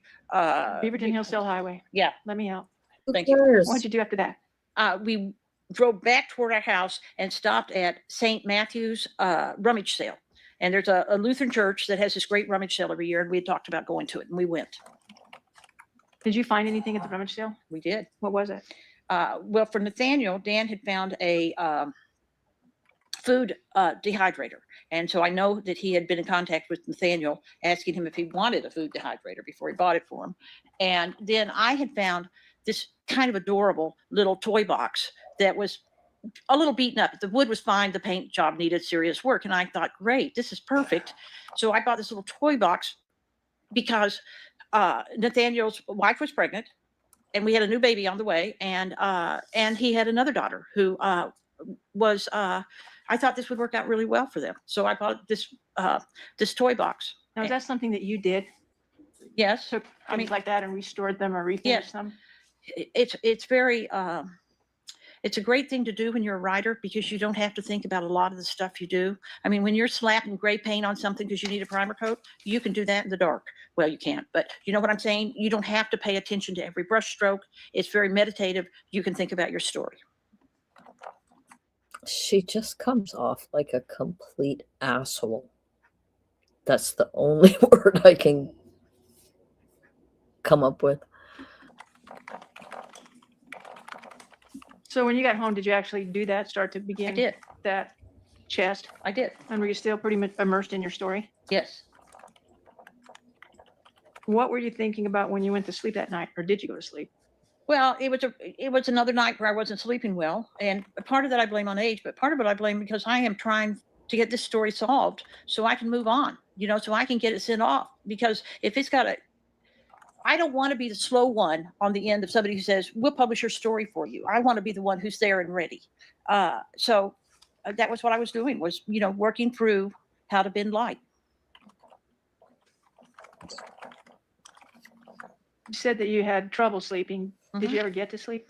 It was probably off and on. Was there a time in the night that you got up to go to the bathroom? Yes, yes, yes. But I think what you're referring to was I came to bed much later than Dan because I was working downstairs on some of this, and there was water on the floor, and I realized we had a leak under the sink, and I pulled up the wet towels and threw them in the sink and what have you.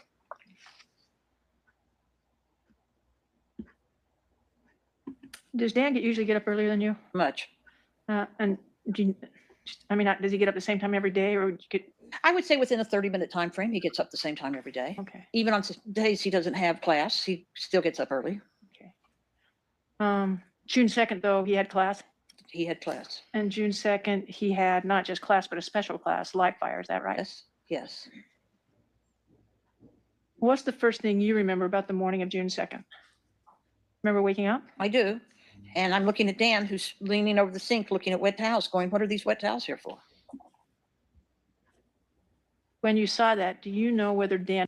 Samuel Beckett was an absurdist playwright. No, this is absolutely absurd. So yeah, I think that's a really apt analogy. Had already had a shower, or whether he was planning to have a shower?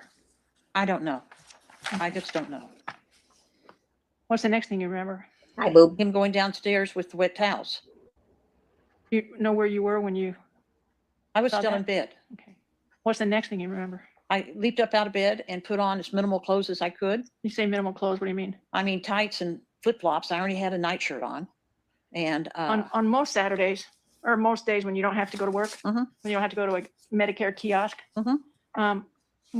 How would you spend your mornings? Exactly. I'd go get coffee at Starbucks and I'd come home and get back in bed and write. How many mornings in the last several years did you go without a Starbucks? Oh, not many at all.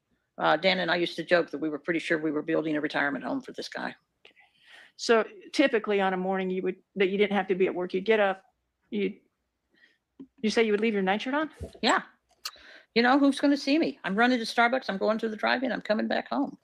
And then writing? And then writing. You remember putting pants on or tights on? Right? Do you remember anything else from that morning? No. The next thing I remember from that morning is the phone ringing and it being Maxine. And that's Maxine Borcherding. Yes, it is. We heard from her earlier in the trial. We did.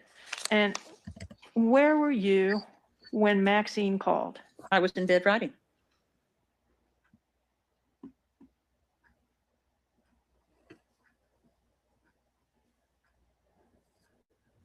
What did Maxine have to say? She said, do you know what's going on at the school? And I said, no, what?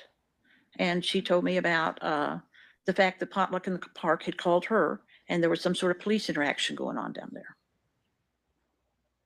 And so I said, let me call Dan. I'll call you back. So I called Dan and he didn't answer. And I texted him and I called Maxine back and said, I'm not getting an answer. When Maxine called you, did she talk to you about some sort of a news report? She did. She said, it's on the news. And I said, okay. So the whole time I'm dialing Dan, I'm flipping channels on the news to make sure, to see if I can see anything at all that tells me what's going on. Okay, so you talked to Maxine and then you try to reach Dan. Mhm. Do you know how you tried to reach him? I know I called him and I know he Ask you didn't. this, why didn't you Oh. leave a message if you called him? I may have, but I don't think I did, because if he doesn't answer his phone, he's going to see it's me and he'll call back. And I texted him because usually he's better at texting, particularly when he's got a class going on, and he didn't respond. And I talked to Maxine and said, I don't think I'm going down there, because you know how you can hear your husband laughing in your mind, where you're saying, yes, I came down to rescue you. And he's going, what are you thinking? If it had been a problem, I would have called you. You know this. And so I'm hearing this in the back of my mind. But at the same time, I'm worried that this text message is going unanswered and there's police there. You know, this is not looking good. So Some point. She's just about as concerned as Wendy Adelson was when she pulled up to the crime scene tape that was blocking the road in front of the house where her small children were living. Yeah. Before you called your mother-in-law, mhm. did you have any information about any more details about what was going on at the school? Somewhere in there, I had learned there was a shooting. At that point, I wasn't sure that I knew. Right. Somewhere in there, she had learned that. We're talking about the shooting death of her husband. And she can't quite remember the details, but she has this photographic memory for the day 2 years before that a piece of mail arrived at the house. There was somebody was dead, or even somebody was injured, but I knew there'd been a shooting. What did you do then? I called my mother-in-law, and you know, Karen Brophy is a sweet, sweet woman, but she also has a core of steel, and I have looked to her to be the mother that I lost, because What did you say to Karen Brophy? I said, I don't even know why I'm calling you. It's just I wanted somebody to worry besides me. And Karen came back and said, I'm sending Jack down. You go down, and I will pray. And I thought, okay, that's a plan. We'll do that. And That's a plan. We'll do that. She tells Dan's mother that he's dead before she gets down there and is told by law enforcement that Dan is dead. And when we hung up, I immediately put on clothes and went down. Okay.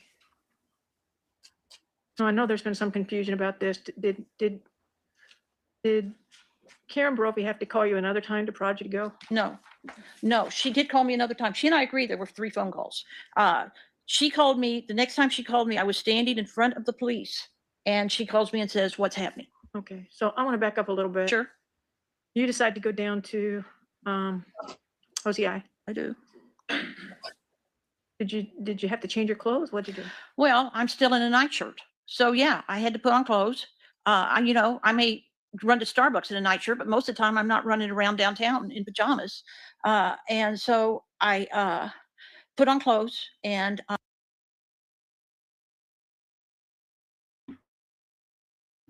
Sorry, I just have to let the dog out, but I'm pretty sure that she was in her nightshirt when she murdered him. Just saying. I didn't take a shower. And I know that because I had paint on my hands.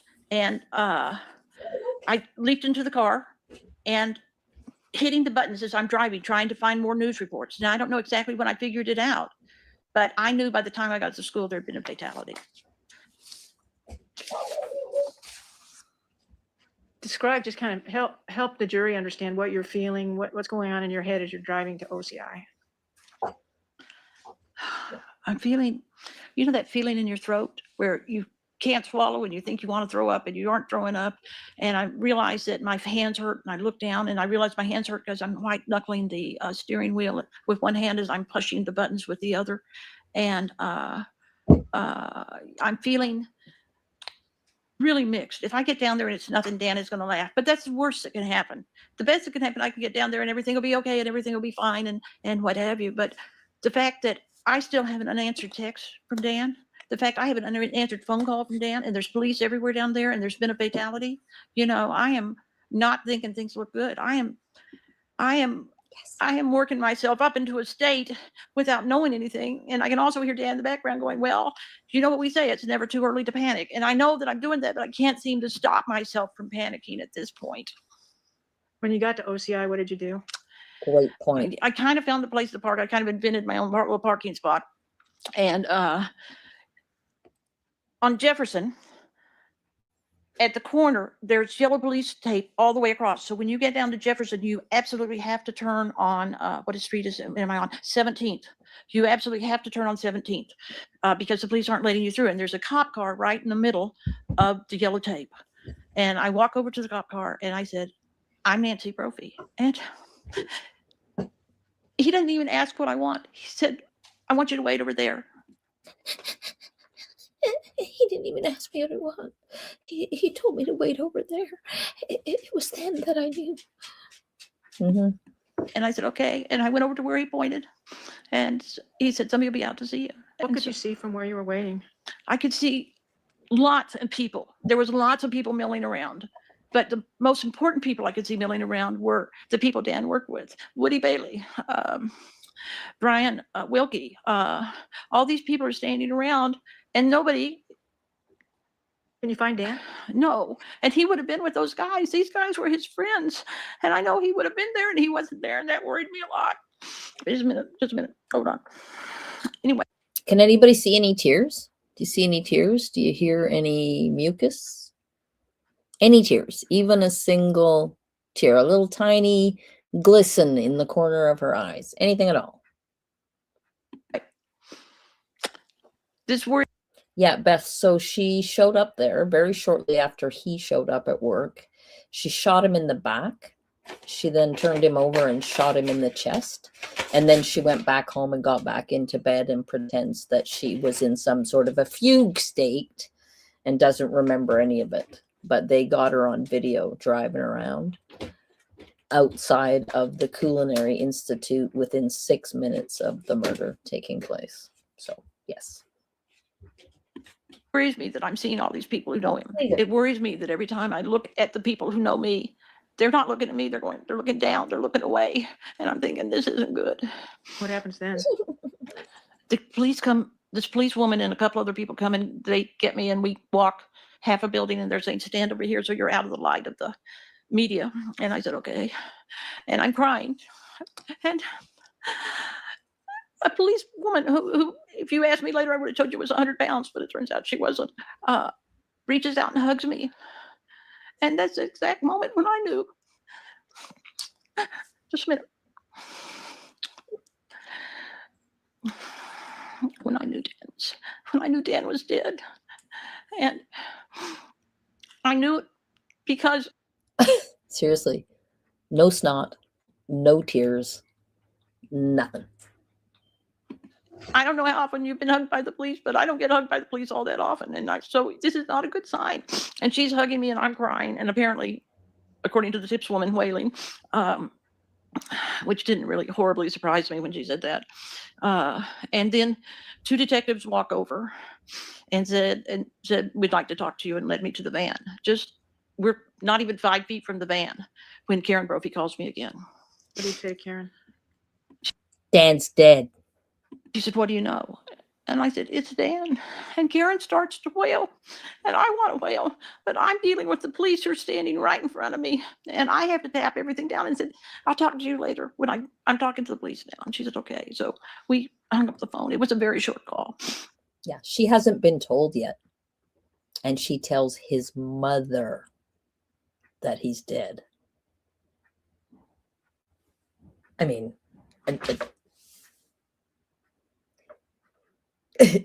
she tells his mother that he's dead before she has been formally told. And so Did you go into the van? The we police van? we got into the van. Who's inside the van besides you? Well, the van has a table in the back. And so I've slid around to where I'm kind of at the very back. Detective Posey sits next to me and Detective Merrill sits across from me. And that's who's in the van. You know, What's going on in your head while you're sitting there? I'm trying to pull myself together because, these guys want to talk to me and they're the police and I'm okay with that. But everything in my mind is screaming, Dan is dead. And I'm really having to struggle to get that out of the way so I can answer questions semi-intelligently when they ask me, and that's, once I went through menopause, my hands were never cold. And what I can remember is my hands were ice cold and my heart was thumping, thumping, thumping, thumping, thumping.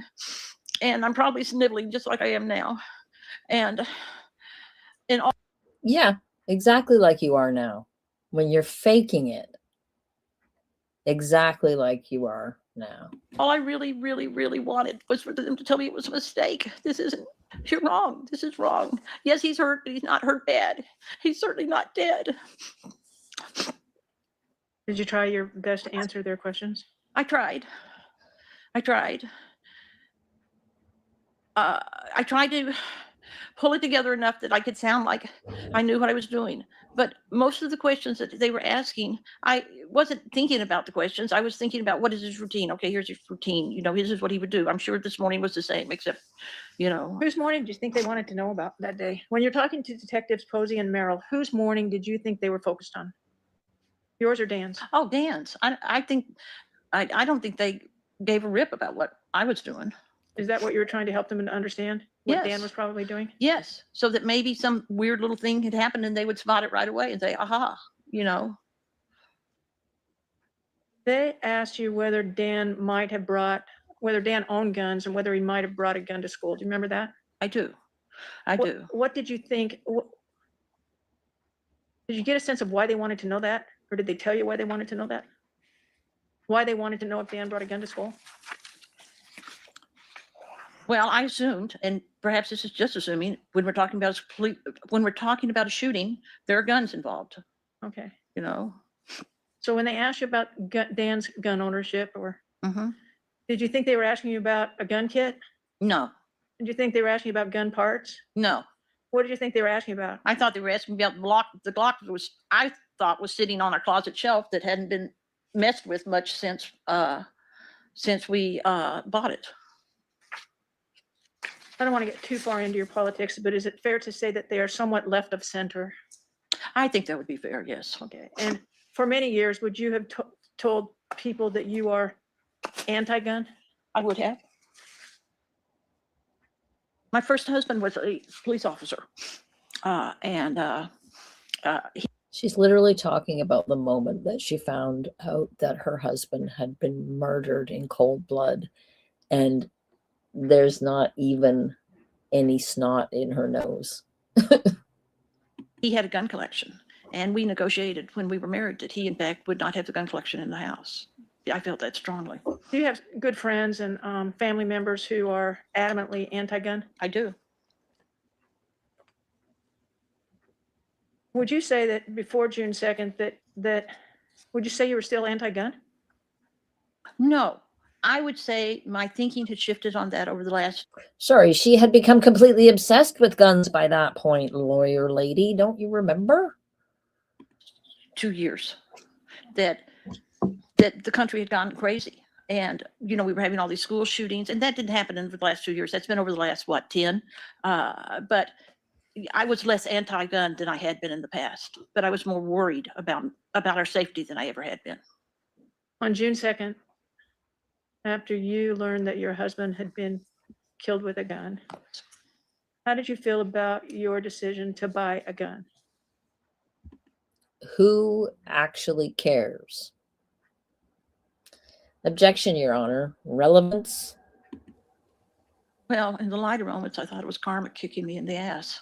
But in the heavier moments, I thought, we own a gun and it didn't protect us. We bought a gun to protect us and it didn't do its job.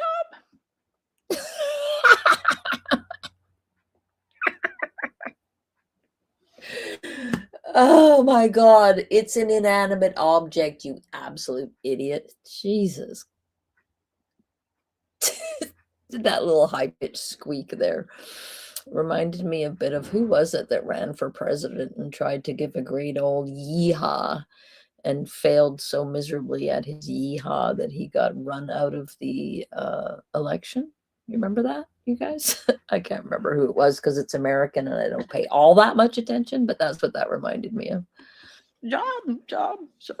You told the police that. Wait, I need to wait just a Sure, minute. I'm sorry. No, I'm speaking. Yes, Billie Jean, exactly. Okay. You told the police that you thought the gun was ugly. I think at that moment, I'd never hated that gun more than I ever did in that Told the moment. police that you were embarrassed to have bought the gun. I was. She clearly doesn't remember telling us all how she was so obsessed with guns. Because now she's talking about how she hated that gun, and I don't actually recall her ever saying that she hated it. You told the police that you decided you really weren't gun people. Yes.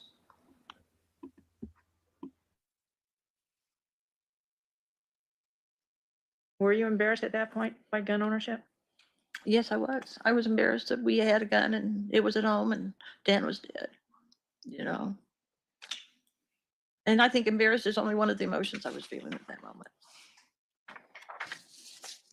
After you talked with the detectives, did they ask you to speak with a young woman? They did.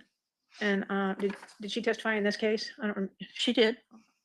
And at the end of that conversation, did she give you a little booklet? Yes.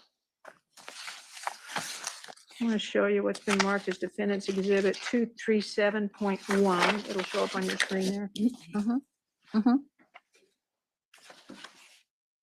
Yes. And what was that inside the booklet that she gave you? Yes. But I didn't open the booklet when I got home. Sue Lute, Darla Lugenbaugh, and Linda Smith had come over, and one of them opened the booklet and said, "Hey, there's really good information in here." And that was when I looked at it and thought, these are things I need to do. Among the things that you need to do, did they tell you to notify insurance companies? They did. And can you scroll down and look at all the things that they tell you to do? Right? It wasn't her. She wasn't notifying the insurance people because she wanted the insurance money. She was doing it because it was on the checklist that Susan found. It wasn't her idea. It was the checklist that Susan found. I blame the checklist. Oh, you can't. He has to do it for I you. know, Ms. I know. Brophy. But I'm seeing one of those comments right Okay. here. Is it too little now to see, or are you good? Okay, so it says notify insurance companies, including automobile insurance, of immediate cancellation and request any refund. Carefully check all life and casualty insurance and death benefits, including Social Security, credit union, trade union, fraternal, military, etc. And again, she's trying to put this on like Susan found the checklist that the police lady gave her. None of it had anything to do with her. And yet she's been regaling us for the last several hours with all her granular knowledge of life insurance, right? And yes, she seems to have recovered from her tears very quickly indeed. And there's some place in here, or maybe it was in another sheet, but that it says, get your insurance policies together, get your will together. Okay. Sometime in the next couple of days, did you try to find the will? Yes. At some point in the next several days. I mean, she can't quite recall, but she did have the checklist to refer to, so she was able to stay on track. It was a blessing, really. And yeah, Susan, the Mary's comment about Susan is going to be my excuse from now on made me think of True Crime Loser, as so many things do. And his whole response video to he did a whole bunch of them, the response videos to Stephanie Lazarus, the cop that killed her her college boyfriend's wife. But one of the things that she keeps doing to sort of, she got, God, I can't remember. It was 1,000 years. It was 1,000,000 years ago. I can't remember. I'll have to check my pictures. And so then he would talk about how that was going to be his excuse for everything now. Was, I don't know. I'll have to check my pictures. Stephanie Lazarus, or Spazzy Lazzy, as True Crime Loser calls him. Yeah, if you guys are not familiar with or don't follow True Crime Loser, you are missing out. He is an absolute gem. Yes, I had, yeah, where I thought it wasn't. Karen Brophy came over several times in those periods, and at one point or another, she and my niece Rachel, they said, what do you think you need to do? And I said, I need to find the wills. And we went through my upstairs bedroom was an attic, and so it's long, but it has these cute little cubby holes off of it that are storage for stuff that in our case, we stored Christmas ornaments in that and other things along those lines. But we went through everything in there because there was also boxes we hadn't unpacked from the fire we'd had 10 years ago. And I said, I haven't seen this will in a while. And see how much detail she can offer you in her explanation of how she didn't know where the will even was, because obviously she wasn't expecting Dan to die. So how would she know where the will was? Shamita. And so we're going through these boxes trying to see if I tucked the wills in there. Did you begin to pull together all the life insurance policies? Life insurance policies were easier for me to pull together because I had a file cabinet that had life insurance in it. So it wasn't that hard for me to pull them together. That's why. Okay. Based on your experience, what was your sense of how quickly a life insurance company would pay a death claim in the case of murder?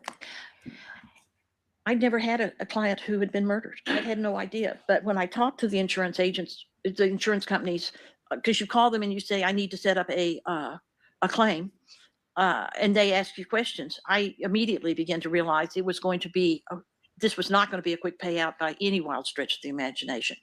That, they said, well, oh, that just sounds really creepy. I realized this wasn't going to be a quick payout by any stretch of the imagination, which just, yes, right? She's gone from guns to Christmas ornaments because she's baffling you with her bullshit, but she's also kind of explaining why she had no idea where the will was. Why would she have any idea where the will was? I mean, this was something that was supposed to be decades in the future. You don't know where your spouse's will is, but you have a pretty good guess by logic. Hi, Cappy. But also, if you had been planning for like a year to murder him and like topping up all the life insurance and doing all that kind of stuff, you probably would know where the will was. I'm just guessing. Anyway, sorry. I'm blabbing. I'm getting increasingly aggravated with Nancy. send us this and this. And so I'm taking notes and saying, okay. Exactly. But part of it was stuff that, I didn't have even yet, Did one of the insurance companies tell you that? This is all leading up to her explanation for why she phoned the cops and asked them to give her a letter absolving her of any involvement in the murder.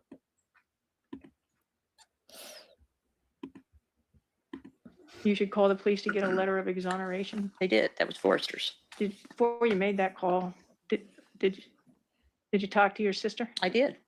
Is your sister a lawyer? Yes, she is. And when you told her that's what the insurance company had told you to do, what was her reaction? It was strictly humor.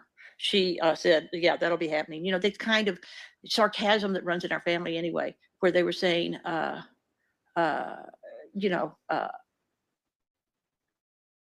and Holly and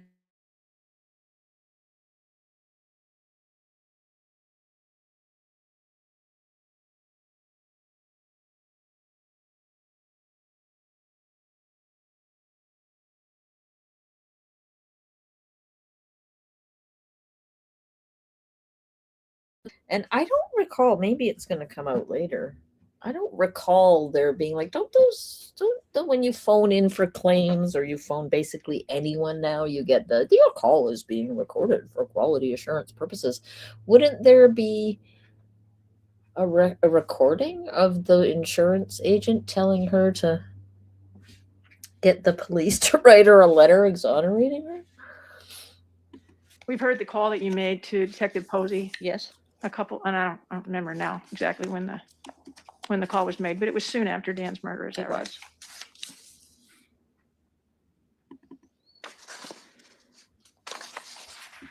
I want to move. So, Little Whiskers, what you're saying is that you don't keep your will in with your Christmas decorations? Is that what you're saying? Because that seems pretty crazy to me.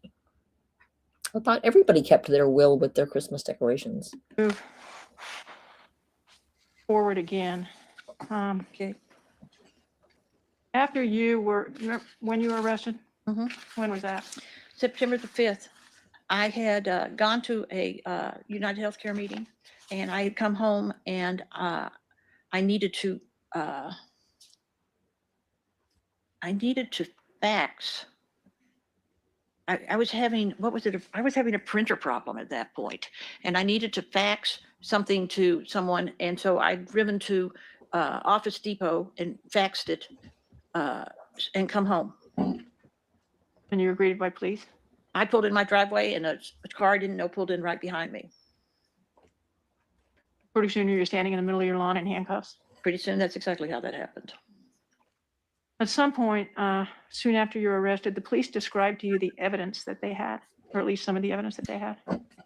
Yeah, I sat in a holding cell for, I'm going to say, well, I got arrested 2 o'clock. I'm going to say it was between 6 and 8 o'clock. They finally, I want to just ask you some specific questions. though. okay.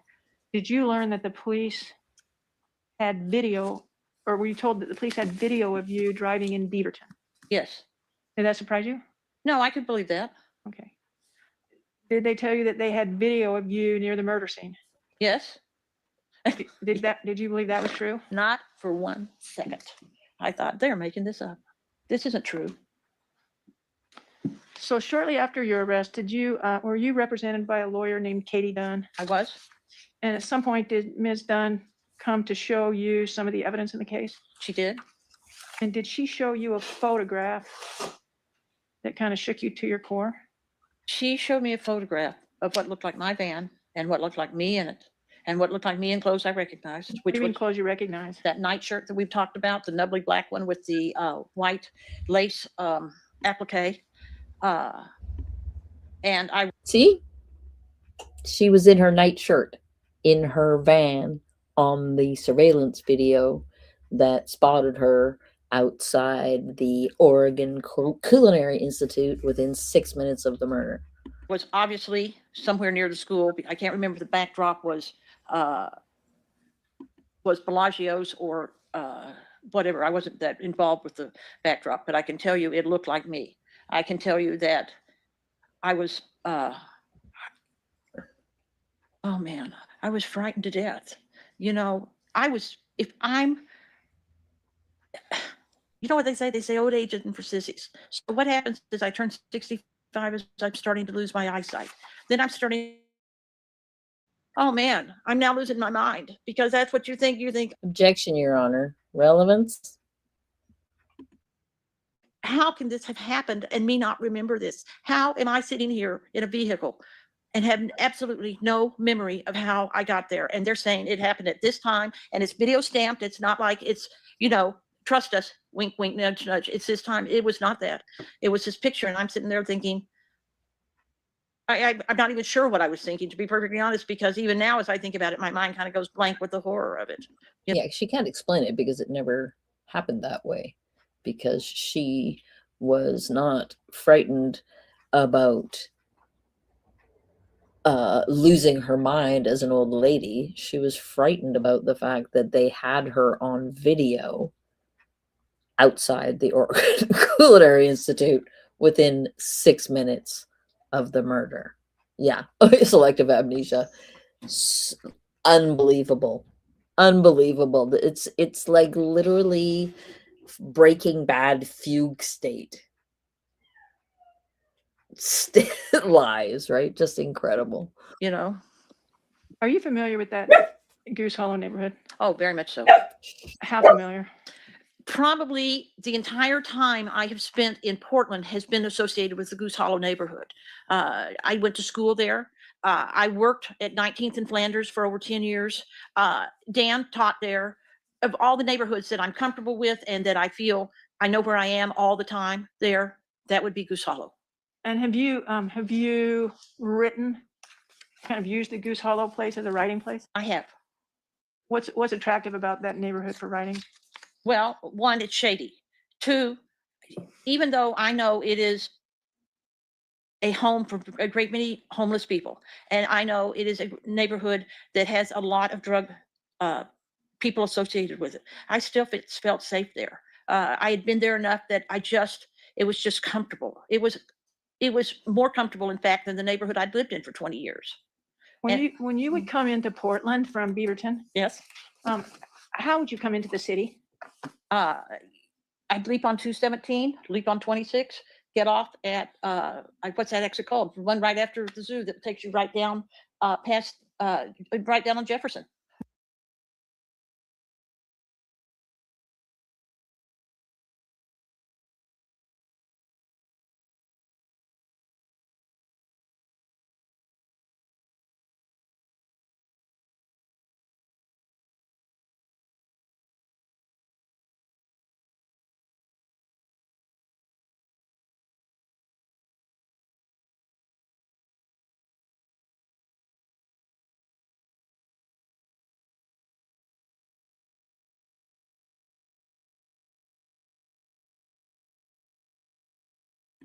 Oh, thank you. Sorry.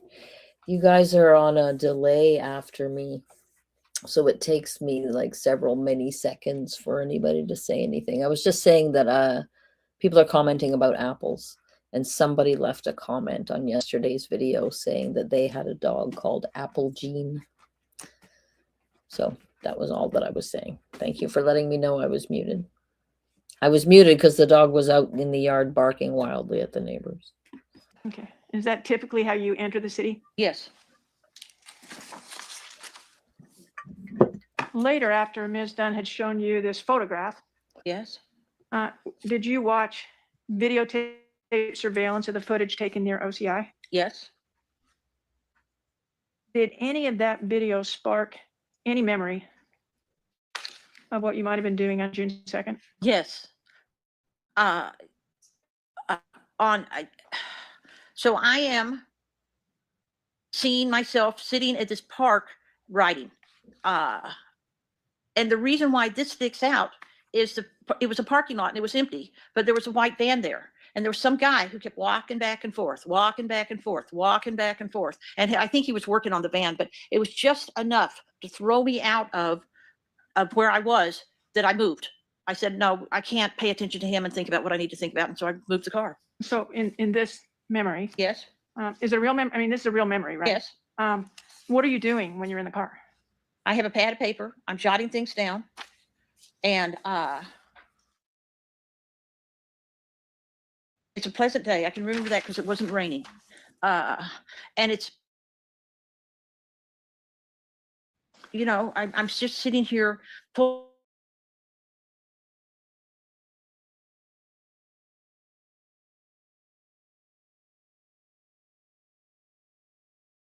Said you had written in that neighborhood before, I have. and you're saying that this video triggers this. Yes. Do you know whether this event that you're describing occurred on June 2nd? No. Do you know that it didn't? No. Is anybody buying any of this? Her lack of accounting for video footage from neighborhood cameras is the best plea for insanity that she has. This is wild. Like her entire defense kind of hinges on this whole thing right now, right? This whole, put on the act of her life, of this. She very conveniently has for the time of the murder, but she's like, there's no memory loss for the time when she gets the phone call about what's going on, no memory loss of being told that it's dead, no memory loss about any of the key points, just memory loss for the time that the murder occurred. I don't think she's making things up as she goes. I think that she's trying to give the impression that she's kind of in a hypnotic state and just remembering as the images kind of flow in and out of her mind or whatever, right? Like she's trying to give this impression of the patchy, foggy memories coming back to her. But I think it's very much scripted and planned. She was saying, yeah, like this is her whole defense, is that this is what she would do, is drive around in her car because she found it so inspiring to drive around. And driving around made her, she was able to think and come up with these really, fecund storylines while she was driving. And she always had a notebook next to her in the car so she could pull over and jot down her brilliant thoughts. Yeah, she had artistic disassociation occurring in the flow. Yeah. uh I think she's trying to give the impression that she's just sort of reaching for these vague, images, these memories that aren't quite there. But I think it's all very scripted. In my opinion, it's totally scripted.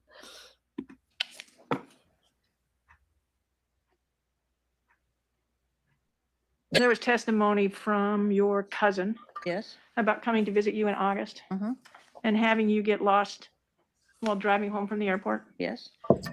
and lost again when you were driving to the forestry center. Yes. How many times had you been to the forestry center? Hundreds. We did a lot of catering there. The zoo was right there. We'd taken our granddaughter to the zoo. We'd gone to the zoo. The mushroom show is held at the forestry center every year. I've been there hundreds and hundreds of times.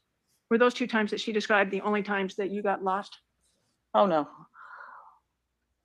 I spent a lot of Objection, Your Honor. Relevance.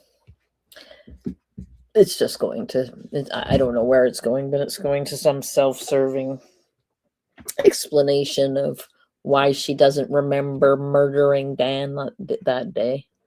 that whole summer, pulling up my GPS and trying to figure out where I was and where I was going. Can you just describe, Your Honor, you're looking at the clock? I am, but I think you've got time for a question and answer, so Okay. let's go ahead. Can you describe generally, just describe for the jury, the days, weeks, and months after June 2nd? What's going on in you? Okay. Dan dies. And I'm walking around in a fog. And I have people who are coming to see me all the time and are really working hard on taking care of me.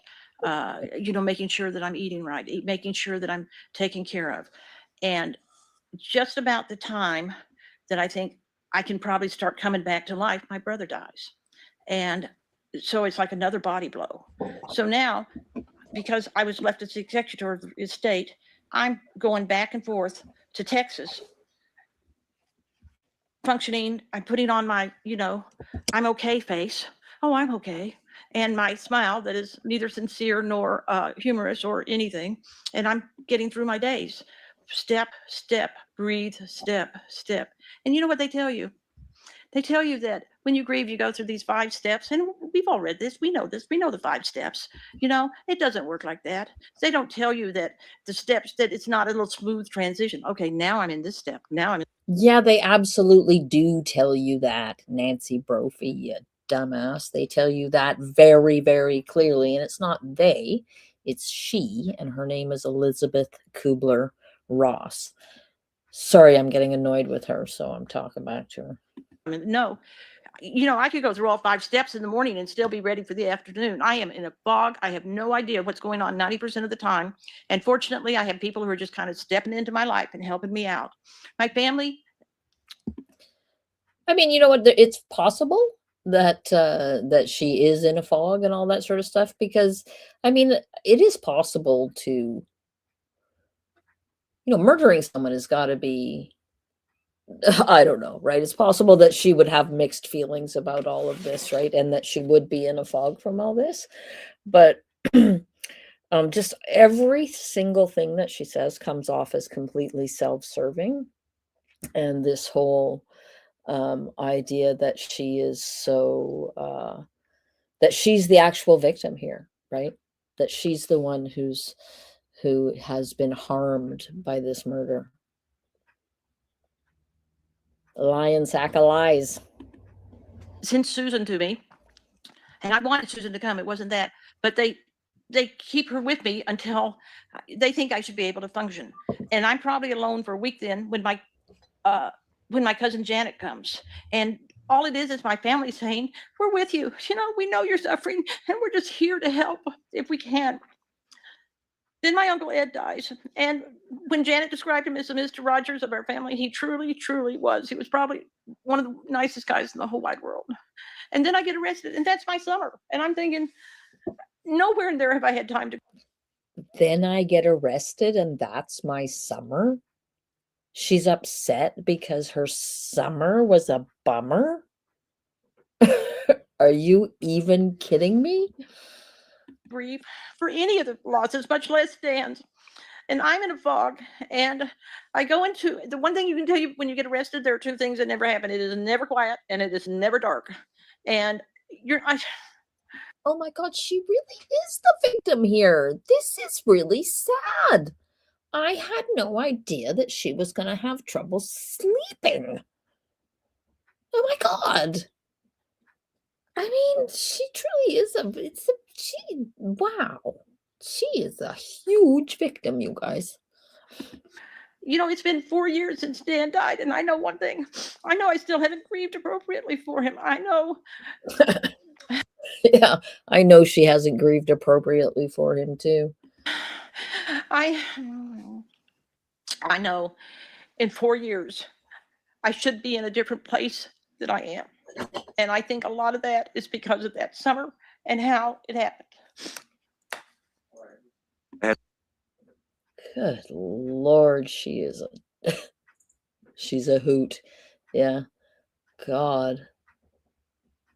Yes, Shonda Vander Ark. Oh my God, she's hard to take. So it looks like, I should go back and look at that poll. I keep forgetting I'm way over here. So yeah, everybody seems to think that Shonda Vander Ark. Okay, I'll do that tomorrow. Good. Yeah, she is. God, she's hard to take here, right? She's really pushing it here, right? She's trying to appear like she's beside herself with her feelings and her grief, and yet there is still not a single tear on her cheek or a single bit of actual mucus that is making her have to blow her nose or anything like that. She's just such a huge phony. Ahead and take our break now. We'll come back about 3:36, 3:30. I'm sorry, 3:32.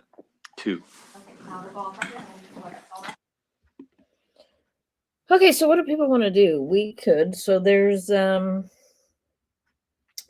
they come back from break in 20 minutes, and then from there it's about another 20 minutes of the direct, or of the yeah, this is direct.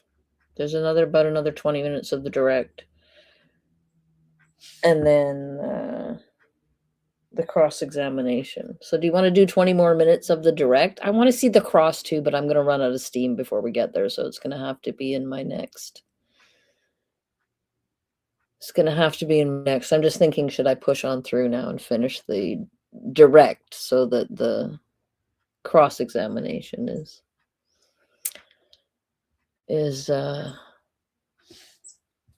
its own video. Okay, I'm just gonna push on through. No, this is not today. This was in 2022, Beth. She's been in prison for a while. Sorry, I'm lost here. Okay, there we go.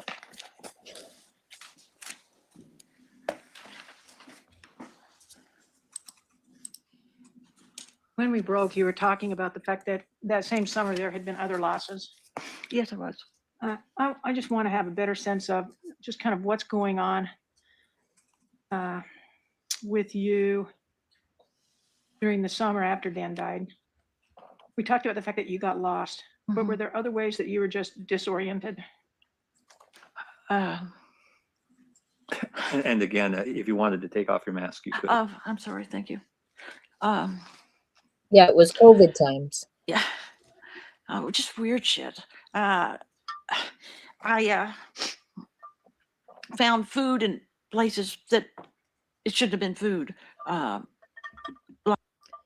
The only jail call that I have heard from her, I think it comes up in the cross examination, is when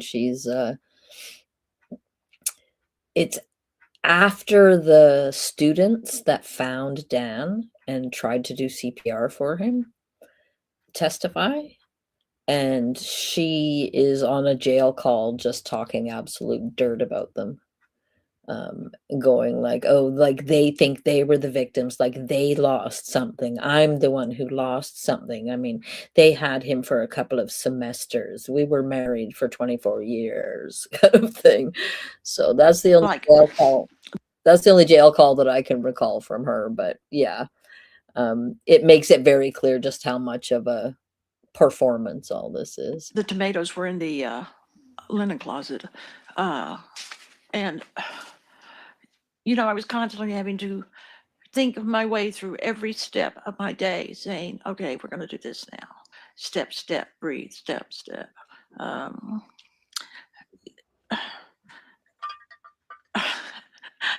Yeah, Dan used to claim we had a pair of glasses within 10 feet of us at all points. And I went through periods where I couldn't find a single pair. It just, everything. When I went to the house, when I went to the house, every room was memories. And they were all good memories, but they were all sad memories at this point because Dan wasn't there. My friend Rita came to see me, a couple of years before. And I was cleaning up and I turned to Dan and I said, you know, I could use your help here. And Dan says, what do you want from me? I had put out the welcoming squash and all over the living room, tucked into all bookcases and everything were squashes, winter squash, because he grew winter squash. And so now when I'm sitting in my living room, I'm looking at this and I'm remembering the winter. I'm remembering the winter squash, and I'm laughing and crying all at the same time. And that's how the whole house is for us. Uh, you know, and I expect him to walk in the door any day and say, they made a mistake. I don't know how it happened, but here I am. I saw him walking all the time. He would be a little ahead of me, and I would want to run up to that guy because there'd be something about him, and I knew it wasn't him. I expected him until actually fairly recently to walk into the trial and go, what the hell is going on? He probably wouldn't swear that much, but you know, he's gone and he's not gone. He's with us all the time. You know, I talk to him every day. He's a little quieter than You can see why the defense doesn't object, right? Because she is just digging her own grave. was. But I'm sorry. That's okay. That's okay. People have testified in this court that you didn't display the appropriate grief. Yeah, Yep. How do you feel about public grief? I hate public grief. I don't even like crying when I'm alone. I think crying is so worthless. It doesn't accomplish anything. You know, I think this is, in fact, I'm sitting here now like I'm a watering pot gone astray. You know, Crying doesn't accomplish anything. Has anybody reached the age of, she's 67 years old and she's a romance writer, and she doesn't think that crying has a purpose for humans? I mean, my God, I'm sorry. None of it is believable, but like, what? You could believably say that you're not comfortable with public displays of emotion while you're desperately trying to, work up some emotion. But suggesting that crying has no purpose is one of the dumbest things I've ever heard, honestly. Watering pot gone astray. Yeah, she hasn't shed a tear, not a single one. it's just embarrassing. You know, Got that right. how do I feel about crying? I hate crying, but I really hate public crying. And when somebody dies near you, there is a real thin line between sympathy and pity. And man, when you think you're starting to cross over that line, you really, really just want to be away from everybody. My whole plan after Any idea what that means? What she meant by that? I have no idea what she meant by that.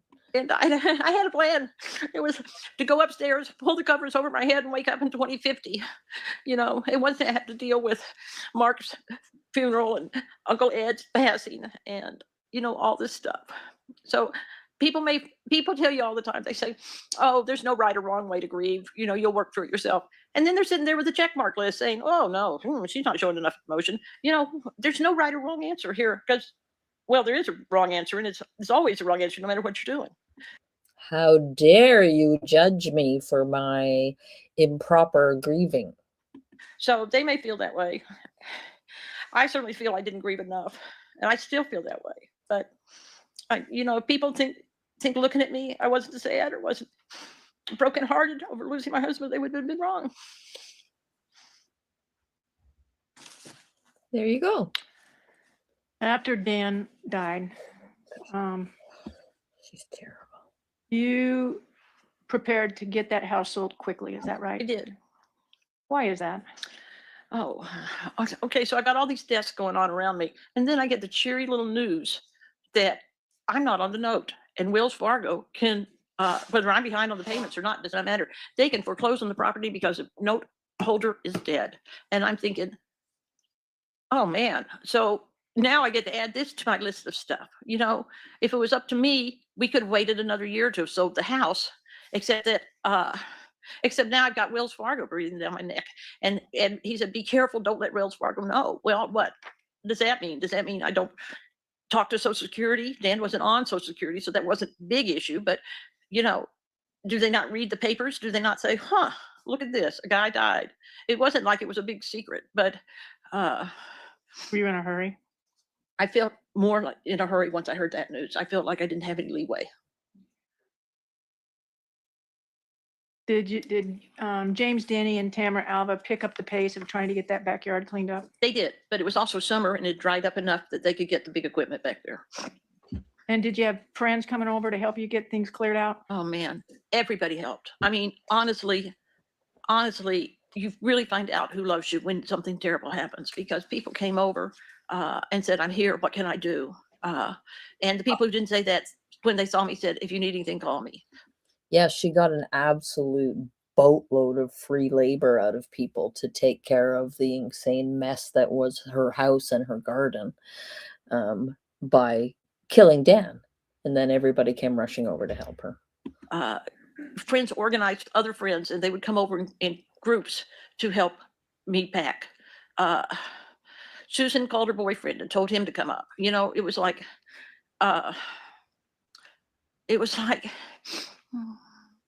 like they were trying to make up for how much Dan had meant to me, because they knew how heavily I relied on him.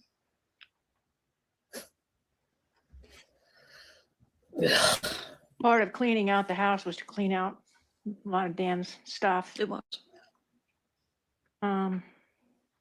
We heard about for example, we heard about the downstairs, just filled with canned goods. I gave Jack half-gallon containers. I gave him 48 half-gallon containers of fabulous stock so that he could use it at the homeless shelter. And it was duck stock, and it was chicken stock, and it was turkey stock, and it was beef stock. It was the kind of thing that if you were a foodie, you would have said, I'm moving in here. We had a stove where if you were a foodie, you would have said, I'm moving in here. Our house was dedicated to Dan's cooking in lots of ways. And all those canned goods, did you try to find homes for that? I did. Some of them, I thought people were going to start closing their windows when they saw me coming because, oh no, they'll give us any more stuff. What about some of the other things like cooking things and utensils and things like that? His multiples of tongs and. We had enough friends who were foodies or cookers or chefs or what have you, that a lot of that stuff I was able to give to people who I knew would use it. But some stuff, we gave to Nathaniel specifically because we knew that he also loved to cook and there would be things he would like. Who's we?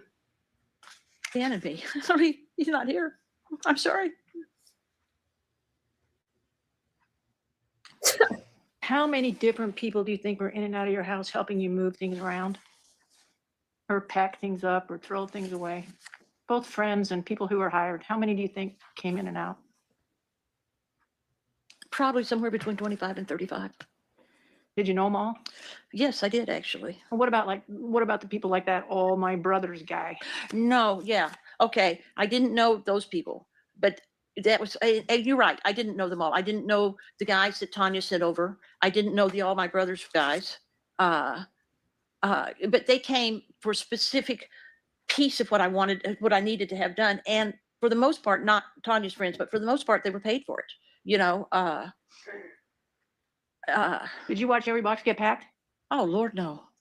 Most of the time they said, just leave, just, go find something else to do and let us do this. Objection, Your Honor. Relevance? Oh, the relevance is, I don't know. There was like so many strangers in the house. I mean, anybody could have taken that spare barrel for the gun. I don't know. It's a mystery. We would, at the end of a day, where I felt like I had done nothing, which was probably pretty good, accurate statement of what I'd done, we would have 20 boxes that we'd need to take to storage, and Susan organized everything. I mean, she has some strong organizational skills. And when the police got there, they must have just groaned when they saw how many boxes were in there. Because a lot of the stuff I couldn't get rid of, The police found the gun kit in storage, They did. marked GK. I packed that box. You gave them the gun, the Glock 17. I did. That had the little zip tied through it. Right? But there isn't a slide in evidence. You know where that slide is? On the day I was arrested, if they had asked me, I would have said it was either in storage or in the house. I hadn't seen it for a while, but I had no idea where it was. You know where it is now? No, I would have thought that somebody would have found it.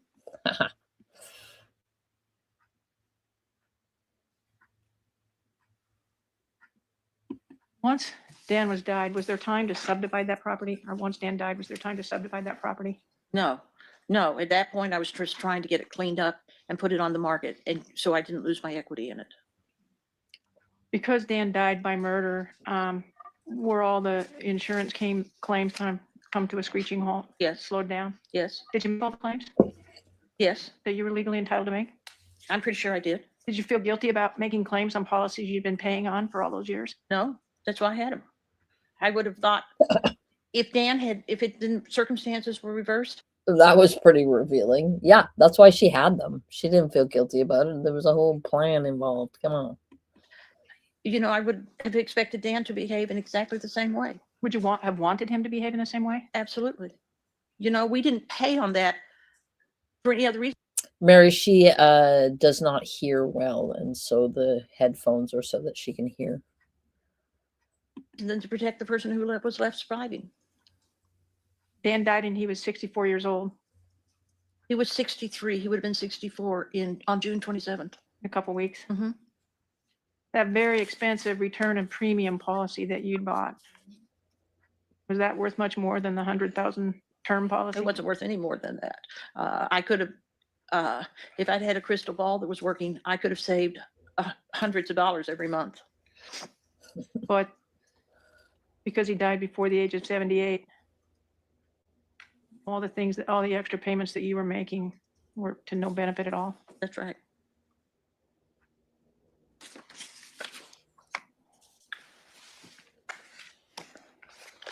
Now it's August. You're cleaning out the house as fast as you can. Mhm. About the time you got arrested, how empty was the house? It was actually pretty empty. I'd gotten rid of most of the furniture, either in storage or I'd given it away. There were still boxes in the office, and I still had the bed upstairs. But pretty much we were close to being ready. We still had repair work we had to do, but I had done a lot of the inside touch-up painting toward the end of August. And so, we were pretty close to ready. How soon did you think you'd be able to have it on the market? I thought by mid-September. And so I got arrested the 5th. I would have said 2 to 3 weeks after that. So maybe late September. You weren't going to make this extra premium of subdivision, though. You didn't have time to do that. No. Where did you think you were going to go after the house was sold? According to Nancy, Dan was her off switch. He would give her the signal that was a C for chill, Nancy, you're going off the rails. So her off switch is buried in the cold, cold ground, I guess. There is no end to this woman. I think that's a very good way to put it. Right? A very good way to put it.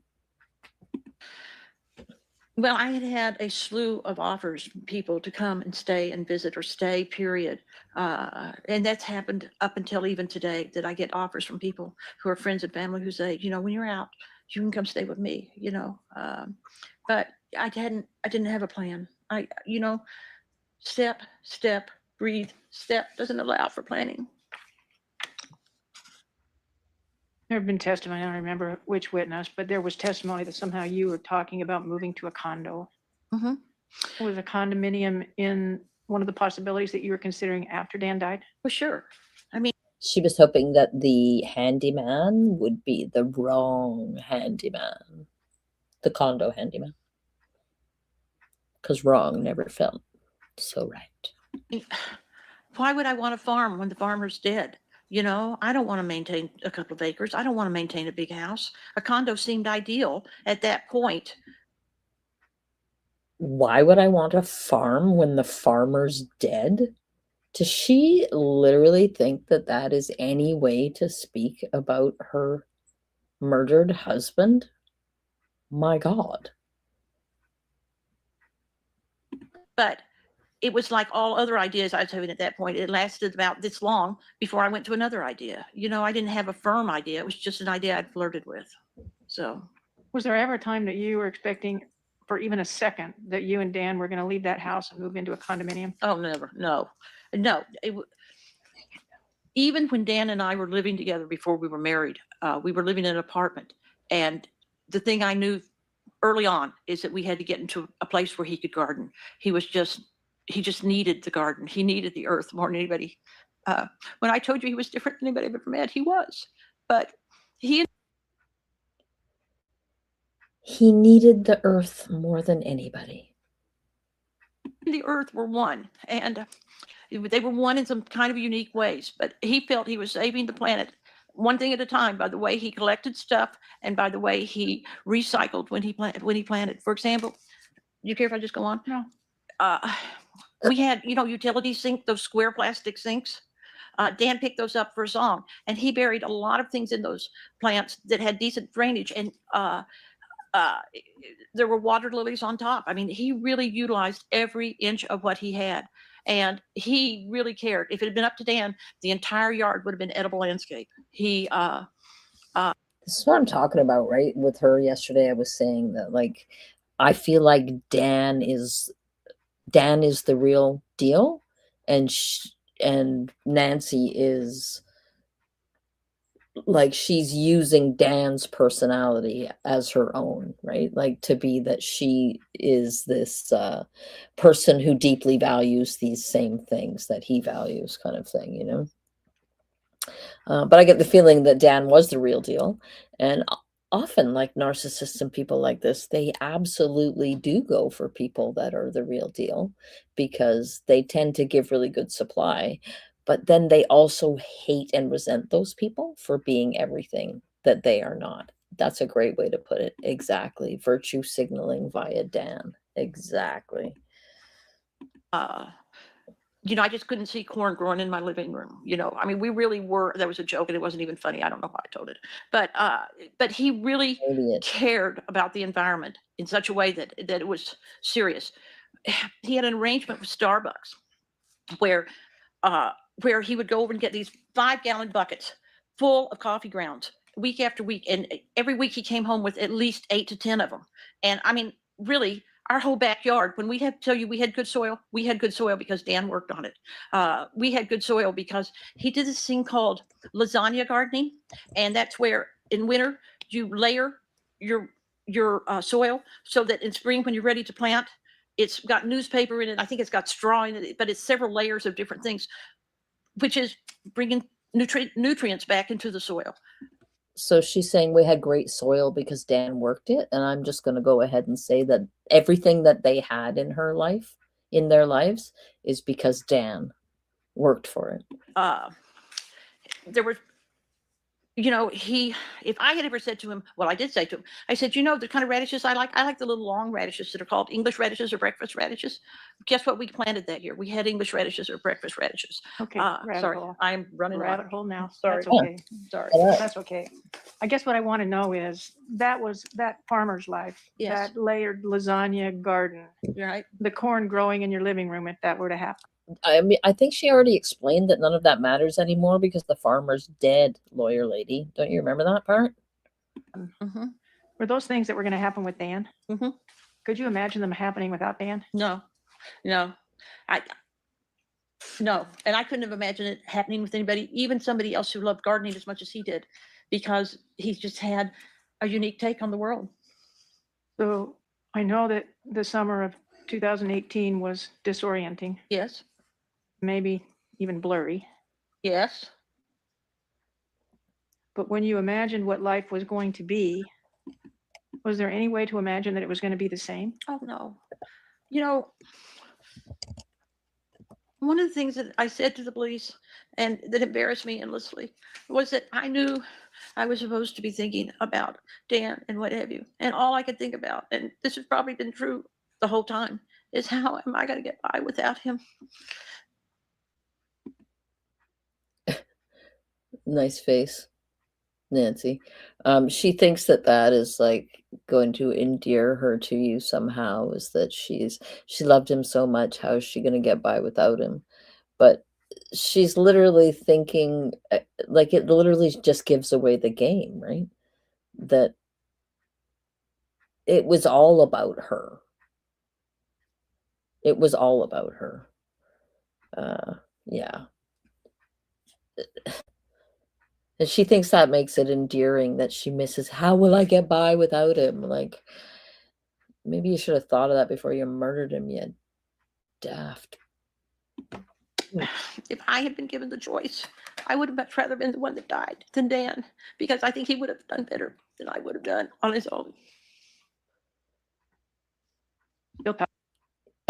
Because she's the real victim here. She is victimized by murdering Dan. Outcome? Every day.